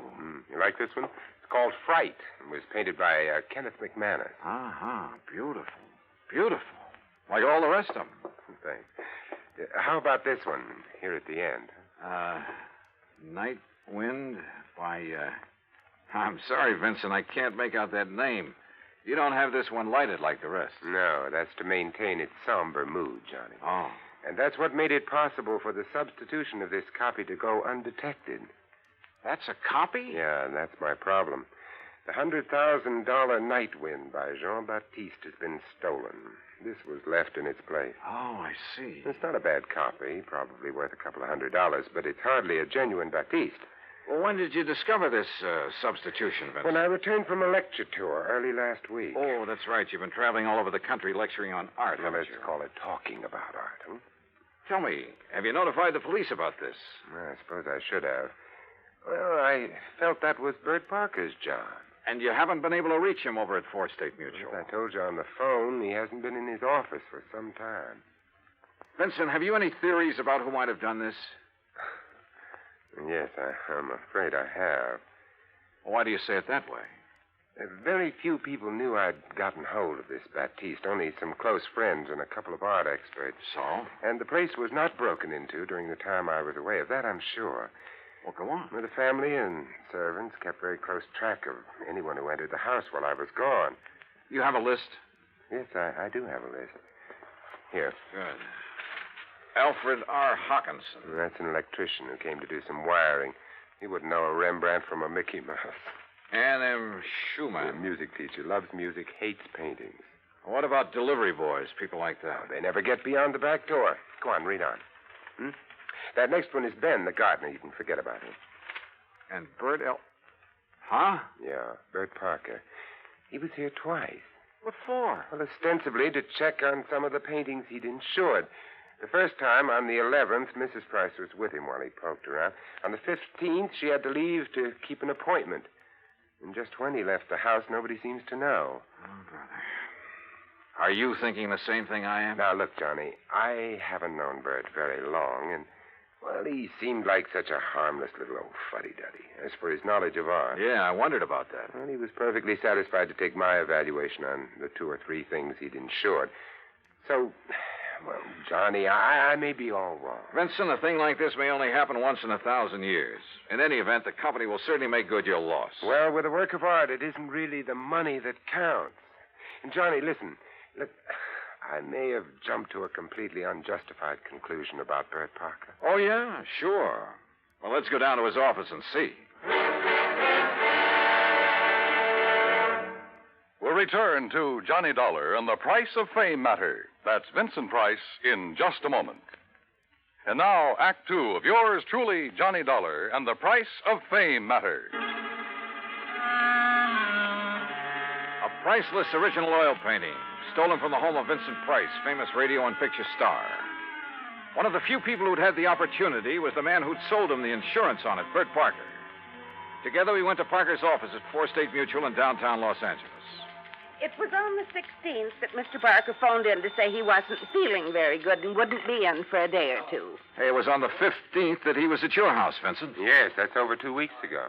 And you haven't heard from him since, Miss Pritt? No, Mr. Dollar. We've tried calling his apartment, but since there hasn't been anything really pressing here at the office... What's the address of his apartment, please? Well, it's out in Westwood, 1308 Pandora Avenue. Look, Vincent, I'm going out there. I'll call you if I find... You're going to need transportation, aren't you, Johnny? By the highest price chauffeur in the country? Sure, why not? Oh, before you go, Mr. Price, I wonder if... if I could have your autograph. Well, why didn't you get Johnny Dollars, Miss Britt? He loves to give them. Oh, yes. Oh, no. No, you don't, Vincent. Let's go. It took a little persuading, but the landlord at Bert's apartment finally let us into his 4-room suite. It was empty, except for a few old clothes, and it was obvious that he'd packed and left in a hurry. I rummaged around in the closets, tables, bureau, for a clue as to where he might have gone, and came up with nothing. You give up, Johnny? Yeah, Vincent, I'm afraid so. I poked around that desk some more after you'd finished with it and found this wedged in behind a drawer. Oh? Travel folder. Paris. Yeah, it looks real fresh, too. Minor Travel Agency, Beverly Hills. Well, what do you think? Pretty much of a long shot, Vincent. But they do pay off sometimes, don't they?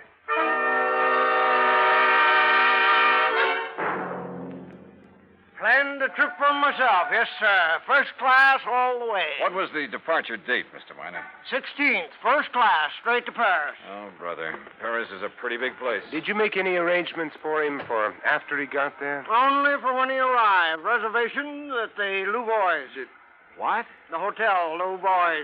The Louvois, perhaps. That's what I said. First class, too. Said he wanted something not too far from the Montmartre. Montmartre, if you don't mind. That's what I said, yes. Now, can I fix you gentlemen up with some plane reservations, too? Well, suppose you give me the same flight he took, and I'll stop at the same hotel when I get there. Hey, wait a minute, Johnny. You're not going to leave me out of this. Well, look, I'm still playing a long shot, Vincent, a very long one. What's the difference? Also, I don't know if my expense account will get by the home office. Expense account, forget it. I'm having a ball. Mr. Miner, start making those reservations. Expense account item 2, $984 for the plane to Paris. Well, it turned out to be the most interesting flight I've ever made because of the company of Vincent Price. An amazing conversationalist, he could talk about anything, including art. And he has a tremendous sense of humor. So, as he put it, we had a ball from the time we took off in L.A. till the time we set down in Le Bourget. Item 3, 520 American, taxi into the Hotel Louvois, where the manager was, somewhat helpful. Oh, mais oui. The Monsieur Parker leave us but only 2 days ago, after some slight misunderstanding about l'addition, the deal. Yeah, you mean he was running out of money? Monsieur, I did not say that. But that's what you meant, isn't it? You know where he spent his time around here? But of course, his business, he say, took him constantly to Montmartre. Where in Montmartre? Who is to know? Oh, that's like saying somewhere in Brooklyn. Brooklyn? Perhaps you know my cousin. Johnny, He was... Johnny, I just got an idea. Shoot. Works of art, even very good ones, are sometimes sold in rather unorthodox ways. They go through some rather strange hands. They're not always sold over the counter, so to speak, by reputable dealers. You know what I mean? Yeah, but how to contact the kind of people who might... You got any ideas? Why don't you just go on up to our suite and sit tight for a while, I'll see what I can dig up. You are keeping something from me, Vincent. Mm-hmm. But, Johnny, there are some things even funk keeps from Wagnalls. I'll see you later.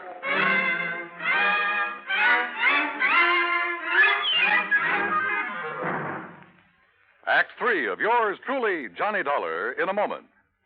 And now, Act 3 of yours truly, Johnny Dollar, and the price of fame matter. All of gay, romantic Paris just outside the door, and time on my hands. So what did I do? Took Vincent Price's advice, went back to my room at the Hotel Louvois, and waited. 2, 3, 4 hours. Finally, shortly after 8 p.m., Vincent came in bearing a couple of packages. Sorry to have made you wait, Johnny, but I think I'm on the trail of something. Looks to me like you've been on a shopping spree. Props, Johnny, for you. Have you found out where Bert Parker is? No, but I think you will. Here, try this on. Huh? What's this all about? A 10-gallon hat? Yeah, I had to guess at your size. Where in Paris did you find this? Try it on. Oh, what am I supposed to be, a refugee from Texas? Exactly. You made it in oil wells. Your name is Matthew. Huh? You're over here to see the sights, all the wild nightlife you've heard about, the Folie Bergère, Rue Blondel, Place Pigalle. Here, try on this shirt. Oh, brother. Look, I don't know what this is all about, but hadn't we better get something to eat? Try it on. If you don't take me to one of the world-famous restaurants in this town. Maybe tomorrow. Huh? Yeah, that's good. That shirt's going to be all right. What do you mean tomorrow? Here, now, stick this genuine simulated imitation diamond-type stick pin in the front. Wait a minute, I'll do it for you. Yeah, what the Sam... There you are, and with this big hunk of glass on your finger. There, now, look at you. Oh, you look. I'm hungry. Well, maybe you'll even get food where you're going. Now, where do you think I'm going in this rig? To a little joint on the Rue Blondel called the Bal Macabre. Now, what am I supposed to do there, if I go there? Sit around. Look prosperous. And see what happens. Oh, Vincent. Remember, you made it in oil. Millions. Yeah, but Vincent... Also, you're interested in art, and your name is Matthew. Look, will you... On your way, Johnny. The taxi that's waiting for you out front knows exactly where to take you. The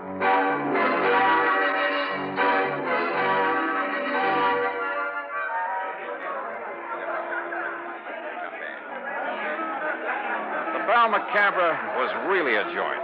It was dirty, and the people packed like sardines in it were dirty, too. Characters who made a business of being characters. And everybody screamed at everybody else.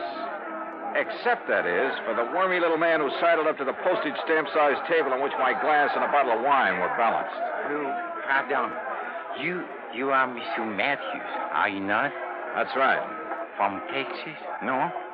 Oh, yes, sir, partner. The great and glorious state of Texas. Sit down and pour yourself a glass of this here red ale. Who are you? They call me La Chagrin. What's that mean? Well, they're what you call the gray cat. Hey, that's cuter than the name of my old friend Coyote Bill. Well, do you enjoy the Paris nightlife?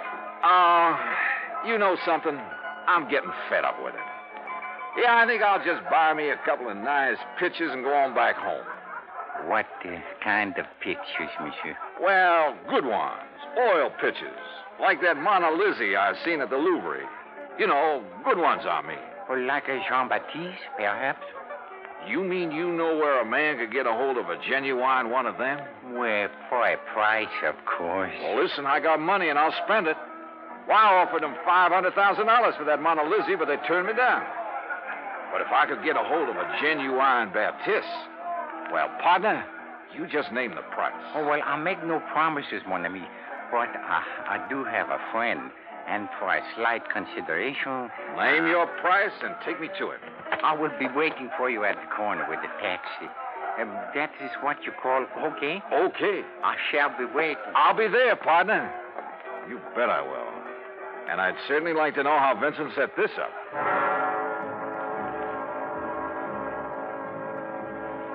The taxi dropped us off at one of the most disreputable-looking apartments in the whole of Paris. My friend, who called himself the Gray Cat, looked carefully around before entering the front door. Then we climbed 4 flights of a dark, musty stairway. No, remember, my friend, you are not to pay the price he asks at first. If you like, I will make the arrangements for you. Now, that would be right friendly of you, partner. But how would you come out on this? Well, all I ask, monsieur, is 10% of what you pay. And maybe a little extra from him for bringing me up here? Oh, monsieur. Oh, now, don't give me that, partner. I've been around. I'm wise to how you fellas operate. But if I can get a hold of a real, genuine Baptiste... You will see.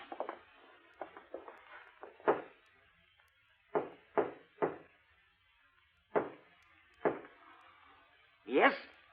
Who is it? I have brought a friend, Monsieur Matthews from Texas. Yes? Yes, he would like to buy The Night Wind by Baptiste. That is, if it's genuine. Genuine? Of course it's genuine. There, on the table. Can't you see for yourself that it's the Oh, no. Well, Bert Parker. Johnny Dollar. That's right. Insurance investigator. Investigate you? Oh, I've just remembered somebody is waiting for me. That's right, I am. Mr. Price. Oh, no. Well, pardon, Monsieur Price, but I must go. Without your fee for taking care of Mr. Dollar? Listen, both of you, please. I'll give you back the painting. I'll do anything you ask. Oh, drop dead. Oh, dear. Dear. Well, Vincent, there it is. Yep. And it looks like the company has saved a cool $100,000. I have a confession to make about that, Johnny. Yeah, like how you happen to know the way to the painting through that squirmy little fellow who brought me here. Oh, well, that's how I got hold of the Baptiste in the first place. It's a lovely thing, isn't it? Yeah, it certainly is. And, Johnny, it is worth $100,000. Oh, I'm sure. But the truth of the matter is I paid only $300 for it. You bet. Oh, no. It's a fact. Well, you've got it back, thanks to your own efforts. Thanks to your being the front man. If I'd tried to get it back myself, these people would have run like scared rats. Oh, sure. Just tell me one thing, will you? Why aren't you an insurance investigator? Well, you know, it's every man to his own. Well, after all, why aren't you an actor? Let's get out of here.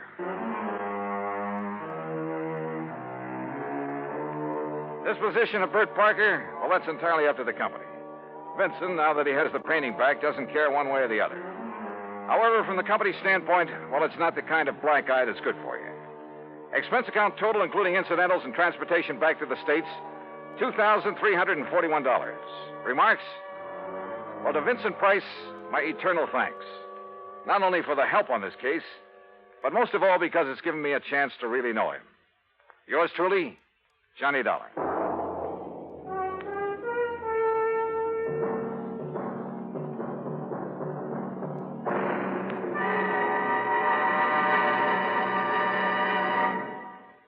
Our star will return in just a moment. Now, here's our star to tell you about next week's story. Next week, the heart of sunny southern Jersey, and a case that took a very sudden, very strange twist. Join us, won't you?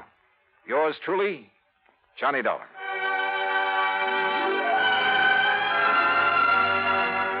Yours truly, Johnny Dollar, starring Bob Bailey, originates in Hollywood and is produced and directed by Jack Johnstone, who also wrote today's story.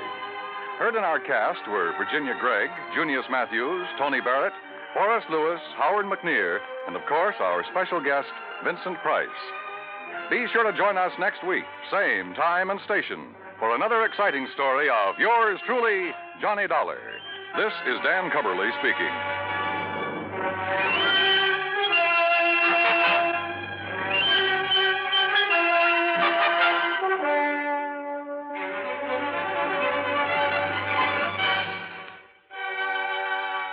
This is the United States Armed Forces Radio and Television Service.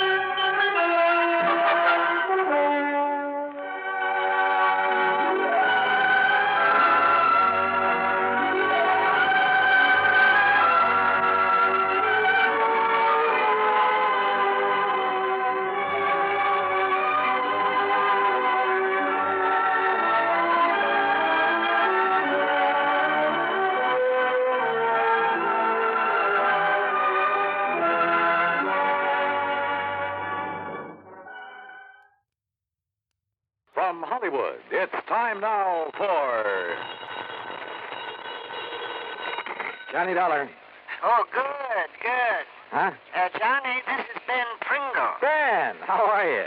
Still selling insurance for Star Mutual? No, not anymore. Oh, that's right. You were talking about retiring. And I have retired.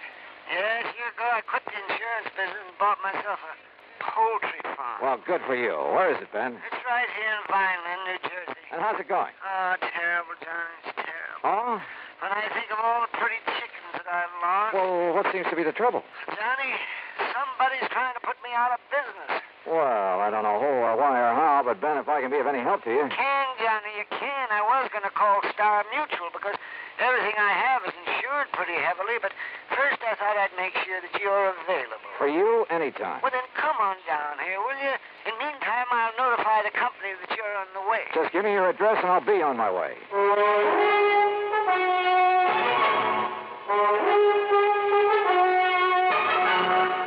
Bob Bailey in the exciting adventures of the man with the action-packed expense account. America's fabulous freelance insurance investigator. Yours truly, Johnny Dollar. Now, Act One of yours truly, Johnny Dollar.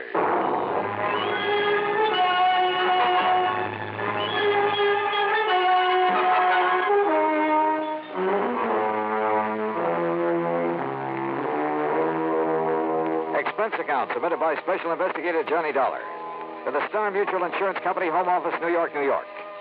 Following is an account of expenses incurred during my investigation of the sick chick matter.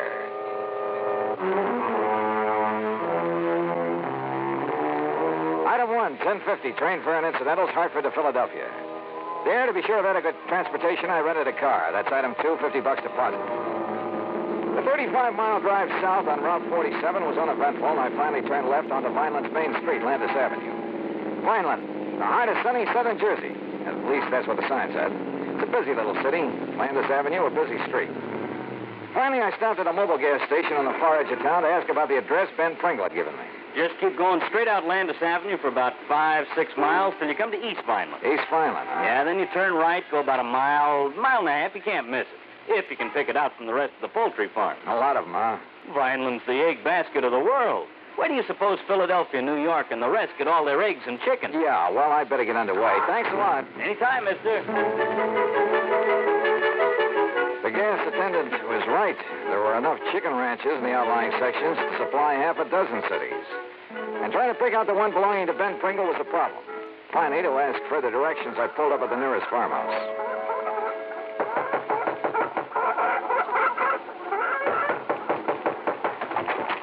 Yeah? What do you want? I'm looking for Mr. Ben Pringle's place. Oh, Ben Pringle. He's right next door. Oh. Yeah, the poor man. Poor man? Yes, he's a coming down here from New York. He'll spend all his money, and what happens? He's going to lose his flock. doesn't know much about raising chickens, huh? He don't know nothing. Joe, my old man, he's a try to tell him when he come here. It's a take more than the money to raise the chicken.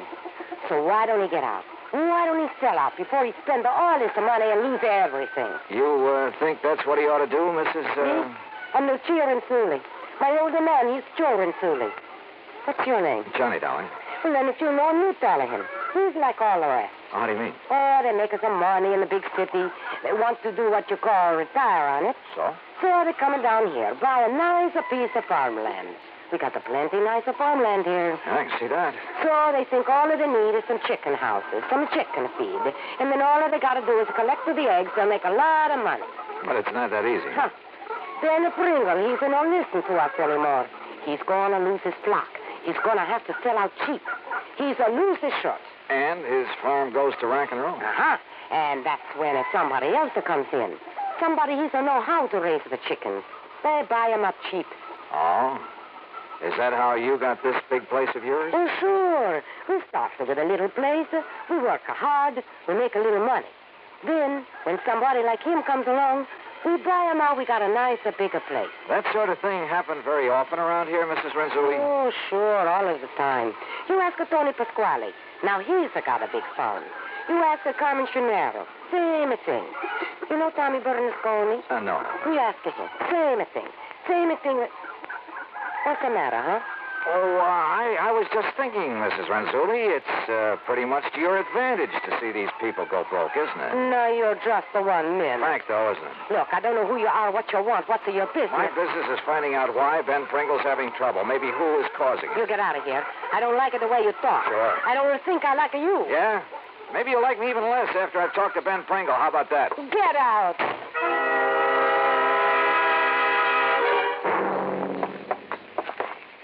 By golly, I'm glad you could make it, Johnny. Yes, sir. Sit down. Yeah. Well, from what I hear, Ben, you're having a pretty rough time of it. Oh, I suppose it's my own fault, Johnny. Walking into a project like this without knowing more about it. Well, how deep have you gone into this, Leo? Oh, my, too deep, Johnny, too deep. All in all, I spent nearly $40,000. That's just about all I have. And most of us had to go for replacing my herd. Herd? Yeah, my herd of chickens. Oh. And I thought it'd be so easy, just buy a few hundred chickens. Yeah, throw them some feed, collect the eggs, collect the money. Yes, and I'd be fixed up for life. Oh, dear, there are more diseases a chicken can catch. There are more lice and bugs. Oh, and now this. Hey, Ben, you said something about somebody's trying to put you out of business. That's right, Johnny, and I'm sure of it. But why, I don't know. I didn't know I had an enemy in the world. Well, what's going wrong? Well, just wait till you see my herd of chickens. And if you don't agree with me that... Oh, I'm sure you'll agree with me. About what? That they're being poisoned, What? that's what. By whom? I think I know. Oh, yes, sir. Well? By somebody who'd like to see me go broke. So that he could buy you out cheap. Who, Ben? I'll tell you who. Because he wants to add my property to his. And he's right next door. And his name is Joe Rinzuli. Act 2 of yours truly, Johnny Dollar, in a moment. And now for another episode in the life of Sergeant Donald Bellwether, my husband.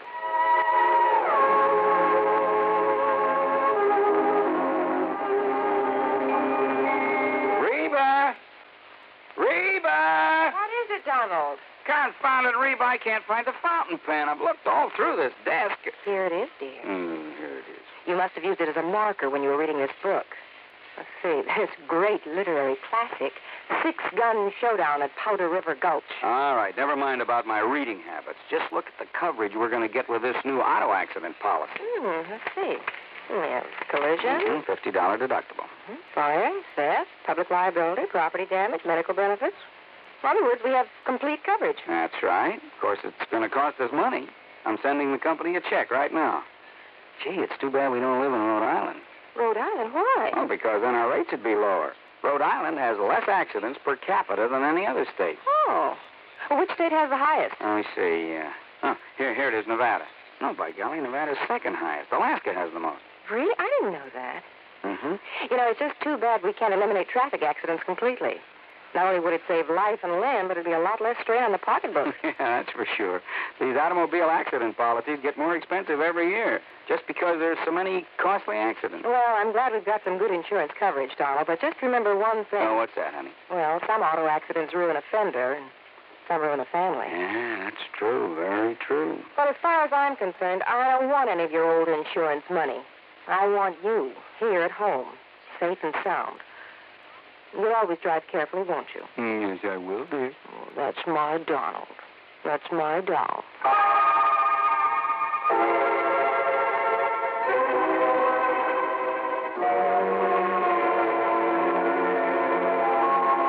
And now, Act Two of yours truly, Johnny Dollar, and the Sick Chick Matter.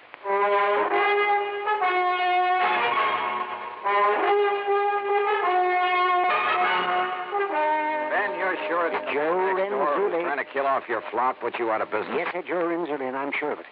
But just wait till you see him. Johnny, I have got the sickest herd of chickens you ever saw. Okay, Ben, let's take a look at them. Though I'm afraid I don't know much about the critters. You don't have to. Anybody could tell. Just anybody. Come on. Have you talked with a vet about them? Huh. Sure I have. Finest vet in the county, too. Dr. Goldhaft. Why, he has a regular laboratory. He's known all over the world. He's the one that cured him with the cholera, and the hepatitis, and the synovitis, and the coccytitis, ptosis. Johnny, after I've called him in so many times, he even gave me a book. A book? Yes, he did. So that I'd know what all the diseases were, and, well, so I wouldn't have to make him drive all the way out here when I'd just forgotten to give the hens their laying mash or enough water or something like that. You'd forget to... Well, no wonder you've had trouble with your flock. And I guess I was kind of a nuisance to him, too, but I did so want my herd to be a good one and lay a lot of eggs for me. Well, what does the vet say about what ails them now? Well, I haven't told him. You haven't told him? Well, see, I'm afraid I still owe him a pretty big bill. Yeah, but look, Ben, And I looked in the book. Johnny, and there's nothing in it about the way they are. There is not a word. And that's why I sent for you. But, Ben, I told you, I don't know anything about them. Of course, if you're right, if they're being poisoned... Oh, let's take a look at it. Yes. You'll see. You got a nice-looking layout, I'll say that. Nice new houses for them. Big fenced-in yards, or whatever you call them. And there's plenty of room for them to... Oh! Yes, sir. You see?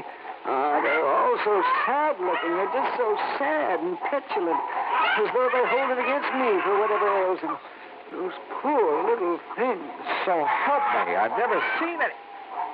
Do chickens ever suffer from the blind staggers? You mean the blind staggers? You mean like horses get? Oh, no, sir. No, I'm sure. Because it isn't in the book.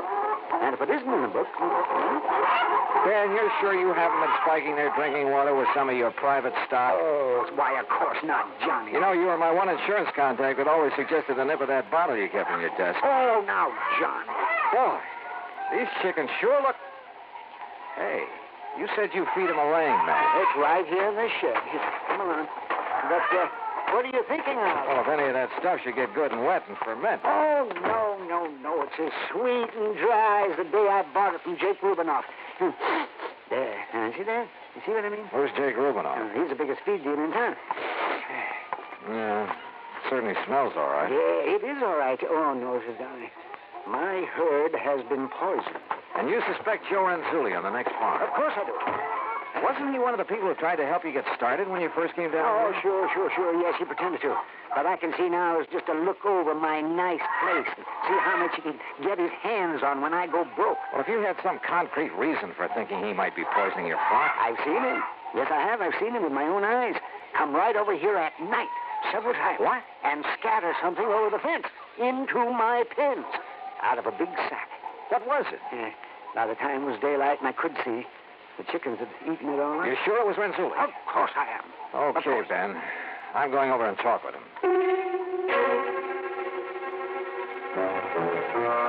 I went back to the farm next door. I found Joe Renzulli in one of his sheds. Tall, husky, and well-tanned. He was hard at work building some kind of an affair with a large wooden frame. There. These are finished. Like I say, Mr. Dollar, you're keeping the chickens in a cage up off the ground. They're more healthy. You get them more fat. Bring a better price in the market. Yeah. How you like that, huh? I asked you a question, Mr. Renzulli. I'd like an answer. Now. All right. All right, I tell you. I think you better. It's because I try to help the poor man without he to find out. So I throw it over the fence at night when he's in O.C. Throw what over the fence? Well? Here. I move this sock. There, you see? In this one. XLNC Vitagrow supplement. That's right. The vitamins. Vitamins? He's a chickens. They're sick. He don't know what to do. He's a waste all his money. He's a nice fella, so I help him. You sure that bag doesn't contain some kind of poison? Poison? Poison? Yeah. No. Where'd you get that stuff? Jake Rubinoff feed store. What are you trying to accuse me of? Nothing. Yet. I'm going to try to help the poor man, that's all. You don't like that? I want a sample of that stuff. Sure. Take all you want. So what are you going to do? Well, it's too late now, but in the morning I'm going to take it into town to the feed place and check on it. You go ahead. And believe me, if there's anything wrong with it, I'm coming back here with the police in tow. Police? You better talk, Renzulli.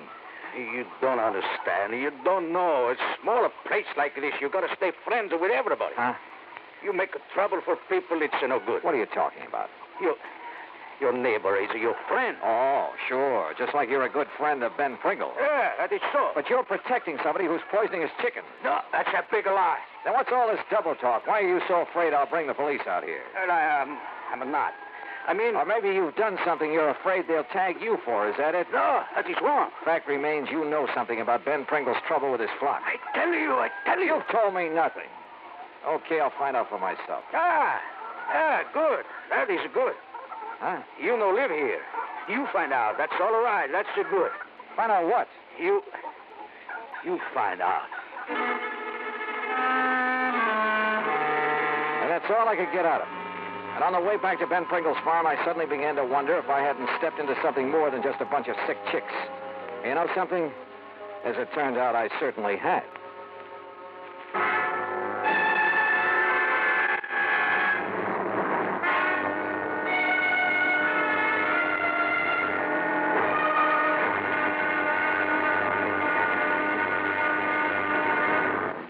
Act 3 of yours truly, Johnny Dollar, in a moment.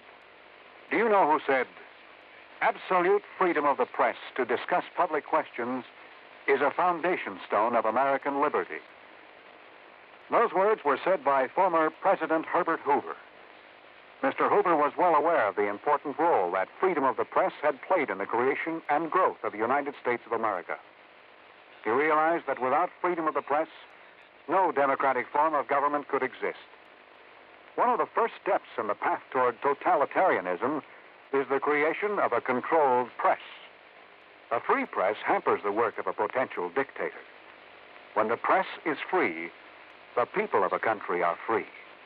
When the press is not free, the people of a country are in danger of slavery. Remember the words of Herbert Hoover. They are part of your American heritage. Freedom of the press is a foundation stone of American liberty. And now, Act 3 of yours truly, Johnny Dollar and the Sick Chick Matter.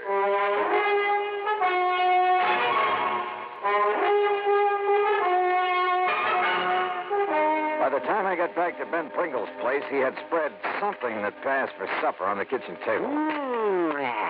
Just help yourself there, Johnny. There's plenty more in the stove. If I don't cook the best canned beans you ever ate. Yeah. Yes, aren't they delicious? Have some ketchup. Hey, look, Ben, as I told you, I got nothing out of Joe Renzulli, except a powerful feeling that he's protecting one of your neighbors around here. Well, you know how it is out in the country this way, Johnny. A man who tells on his neighbors, well, he's an outcast. Hey, maybe that's why Renzulli didn't mind if I could find out what's going on here for myself. I still think he's doing it. Yes, sir. Whose place is that on the other side? I noticed a brand new Lincoln out front. Oh, all right, yes. Well, he's a nice young man. Oh, he's real nice. Yeah, what's his name? John Culpepper. He came up here from the South. I can tell that by the way he talks. Well, what's he do? Oh, he just lives there, yes. He has some of the gayest parties, though. Young men, young women, all he wants to drink. Oh, no wonder you like him. If you can scrounge drinks from him. Oh, well, I have tried to drop him now and then, but he's always just shoved a bottle in my hand and told me to come back here and enjoy it by myself. And who am I to refuse a nice gesture like that? That barn in back of this place. Horses? Cows? Oh, no animals of any kind. It's a funny thing, though. Yeah? Well, I'm a very sound sleeper, you know, Johnny, very. But I'm sure that I've heard some big trucks pulling in there at night, and I've often wondered about it. But then I just went right back to sleep. Ben, have you got a flashlight I can use? Well, sure, Johnny, I have. I'll get it for you, too. Why? What are you going to do? Let's, call it a little exploring. The night was warm, and some of Ben's chickens were still out in the yard. They were gathered by a section of the fence right next to the neighbor, Mr. Culpepper's barn. And I noticed something else, a well-worn path from that barn to the fence. Funny. Quietly as possible, I climbed over the fence and worked my way to the barn. There was a light on somewhere inside of it. And then I caught it. A faint, piercing odor that I hadn't smelled, so help me, since I'd worked on a case down in the hillbilly country of Kentucky. I sneaked over to a crack at one of the barn doors. Inside, I could see cases and cases of bottles and the outline of a huge copper still. Moonshine. Stand still, mister. Huh? Don't you move, sir. I'll blow your head off. Revenue, huh? Revenue? I've seen you poking around Renzuli's and Pringles today, and I figured you might be dropping in. No, keep your hands up. Oh, now look, Culpepper. No, you look. If you'll reach inside the pocket of my jacket, you'll find a card case that'll show you who and what I am. You know, I might just do that now. But don't you try anything funny. Keep them right up over your head. If you'd like this flashlight. Don't move. There's enough light coming through the crack in this door. Now, you stand still while I... Johnny Dollar. Insurance investigator? That's right. Well, then what are you doing here? Culpepper, the only interest I have in your still is what it's doing to Ben Pringle's chickens. What's that? Yeah, and in getting this gun away. No, I'll shoot you. No, you don't. Look, I'll make a deal with you. Say a couple of $1,000 to keep your mouth shut about my still. I told you, I don't care about your still. Then I don't get it. That's out of my bailiwick. All I care about it... Wait a minute. You make whiskey out of mash. Have you been dumping sour mash over Pringle's fence? Oh, sure, to destroy the evidence. Holy smoke. Then all that's wrong with Ben's chickens is that they're drunk. Boiled to the gills. You mean to say that old used... Yeah, I mean to say. Now, come on. I think you and Ben had better have a little talk.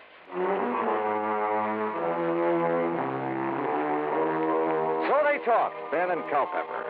In exchange for not being reported, Culpepper agreed to pay my expense account, Ben's veterinary bills, and to move out of the county. Oh, I suppose I should have notified the local authorities of what was going on. But isn't that really a job for the company?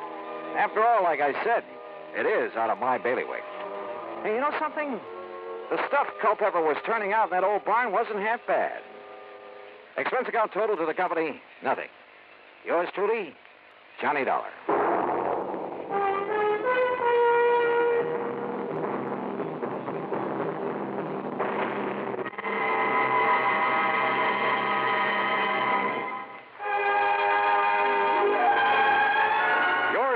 Johnny Dollar, starring Bob Bailey, originates in Hollywood and is produced and directed by Jack Johnstone, who also wrote today's story. Heard in our cast were Lucille Meredith, Howard McNear, Gil Stratton, Jack Moyles, and Sam Edwards. Be sure to join us next week, same time and station, for another exciting story of yours truly, Johnny Dollar. This is Dan Cubberly speaking.